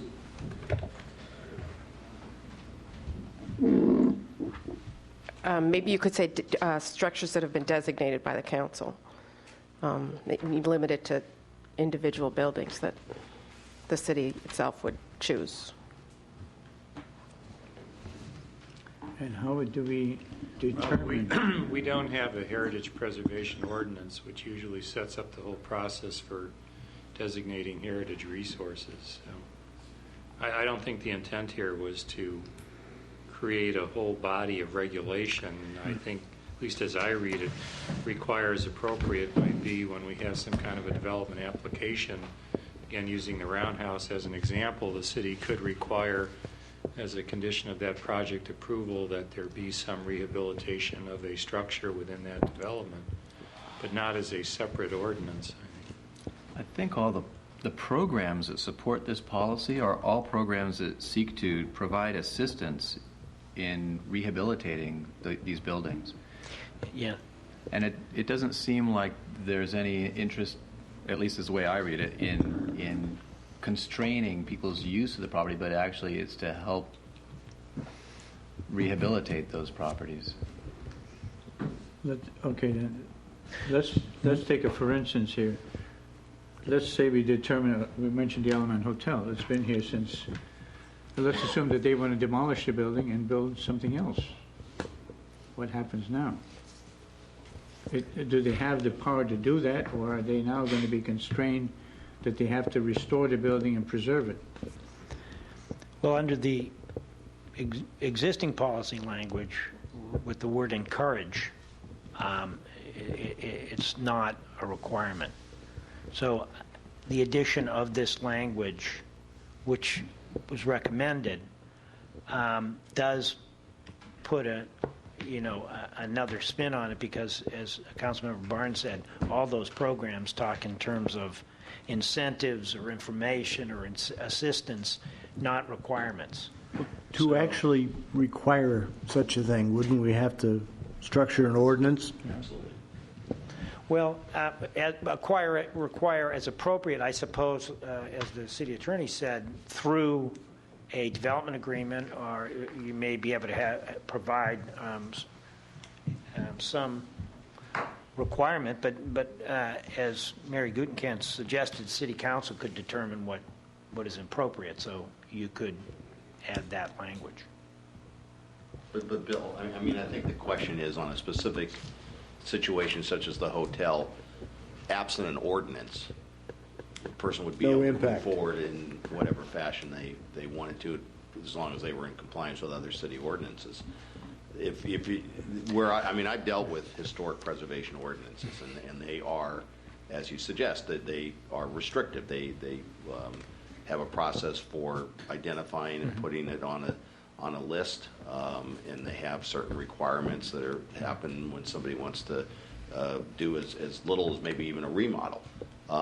There's even provision sometimes for public access to the building, one day a year type things. So there's all sorts of things that go into that, and I don't see any, that would obviously have to be a city council decision to do something like that, and I don't sense that there's any appetite to go in that direction.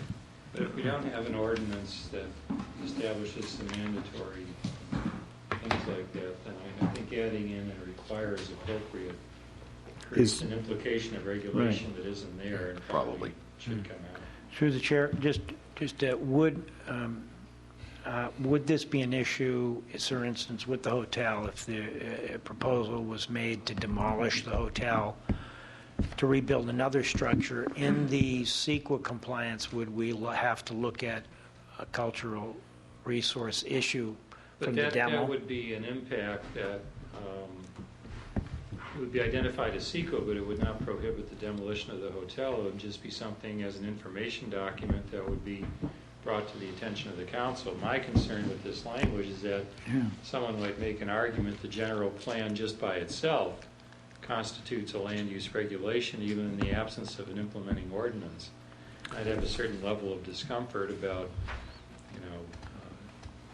being able to say to someone, well, there's no requirement at all when the general plan uses the word required.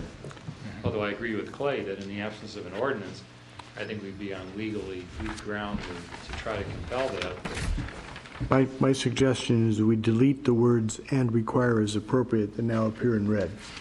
I agree with that. Clears it up. Okay? Anything else on page 30? If there's somebody to write the intent of this, it'd be nice if some kind of a description of what is the intent here, and so that anyone else reading it would understand it. I understand it now because we've discussed it here.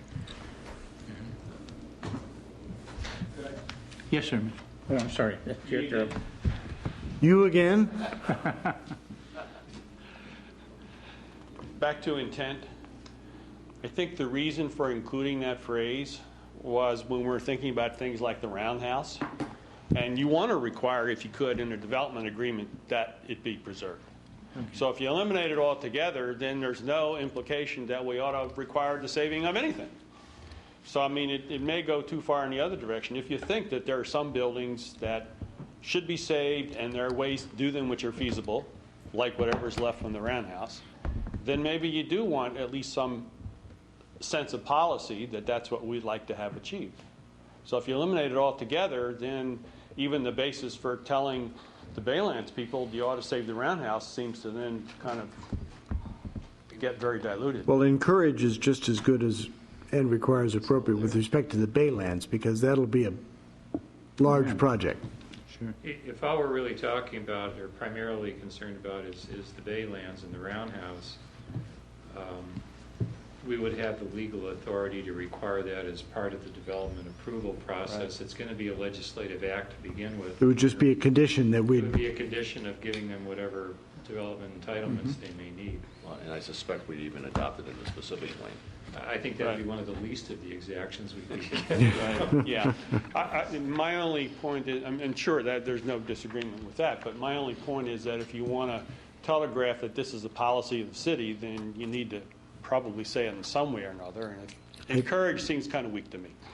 I suspect that dealing with the owners of that property, encourage will be sort of like a board over the head.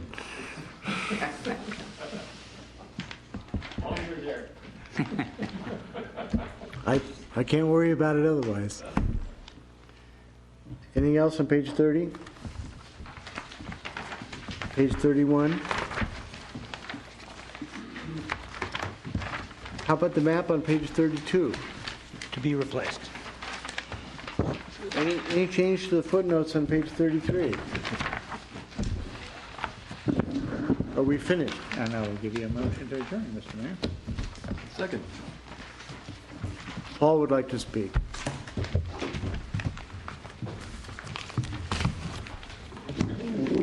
Paul Pascal, Brisbane resident. I didn't hear any response from my comments I made about the water resource in the quarry. And I know that some wording in regards to health and safety talks about water storage.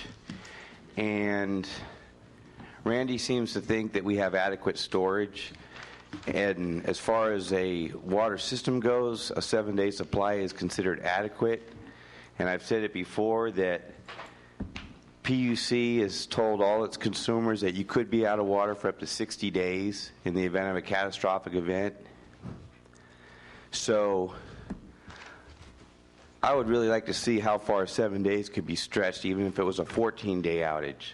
I mean, 60 days is extreme, but anything over 7 is puts us in a crisis situation. And the Planning Commission dismissed the water resource in the quarry, and I didn't hear anybody make comment about it tonight. And it seems like tonight is the opportunity to be able to put some words into action. And I don't think Randy is of the ultimate authority to say that a 7-day supply for Brisbane is adequate. There haven't been any studies done. I'd like to see how far you could ration 7-day supply of water when water is the one thing that protects the health and safety of the community by being able to flush your toilets. So I don't know what the resistance is to look at water resources, and the fact that it's been stated both by Randy and by Bill and a number of other people that a 7-day supply seems to be adequate for this community. I don't understand it.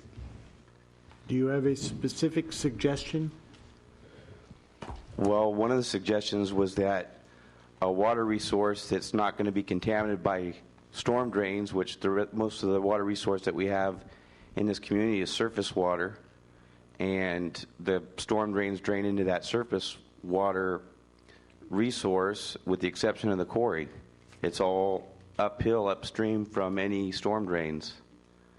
So I don't believe that a 7-day supply is adequate to run a system, but not in the event of losing Hetch Hetchy, which is our only resource.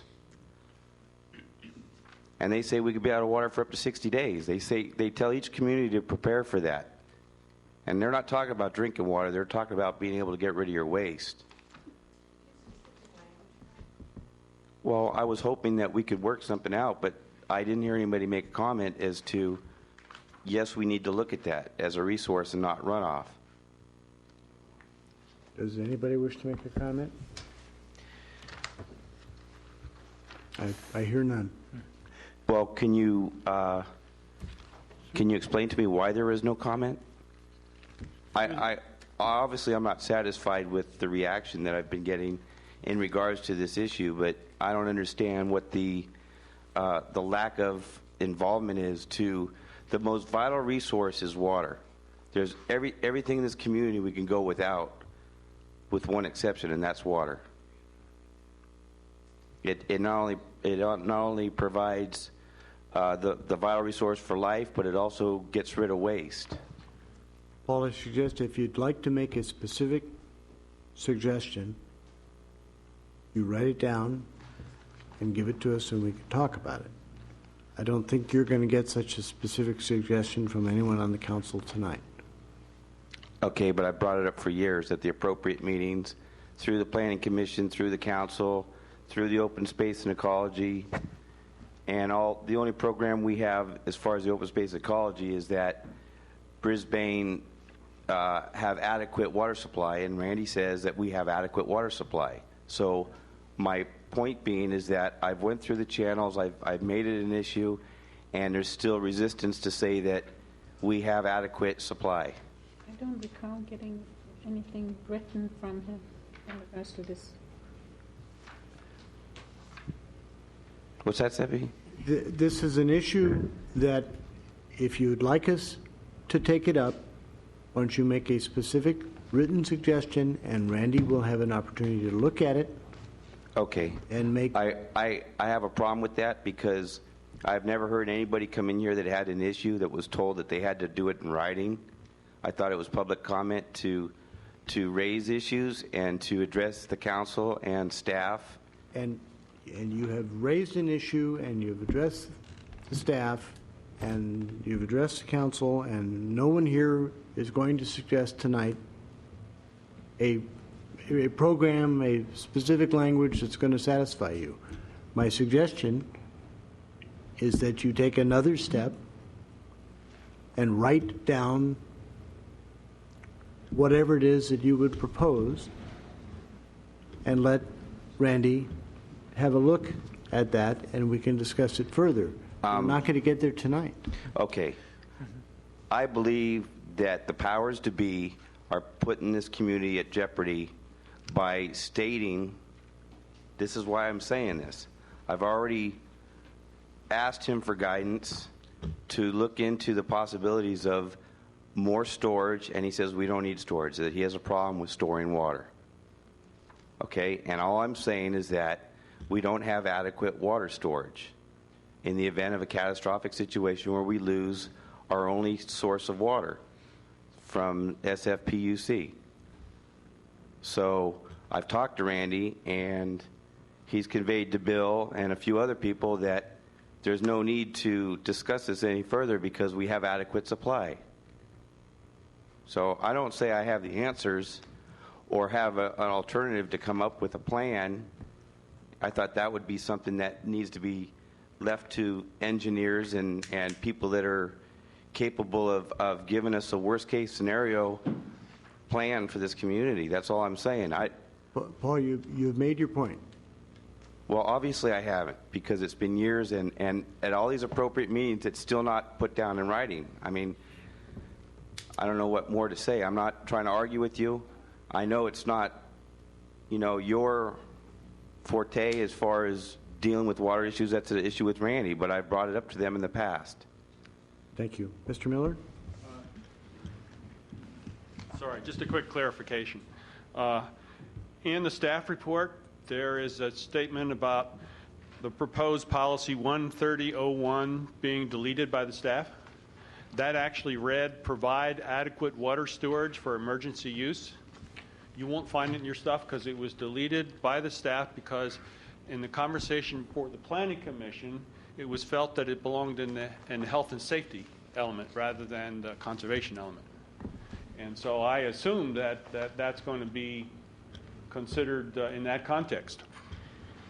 In the general plan, water supply, water for domestic use and fire protection is water supply and quality is discussed in the health and safety element, Right. not the conservation element. Right. So you're correct. That was not.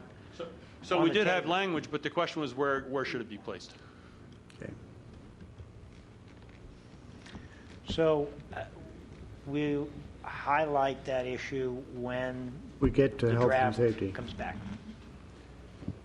Anything further? There a motion and a second. All in favor of adjournment? Aye. Aye.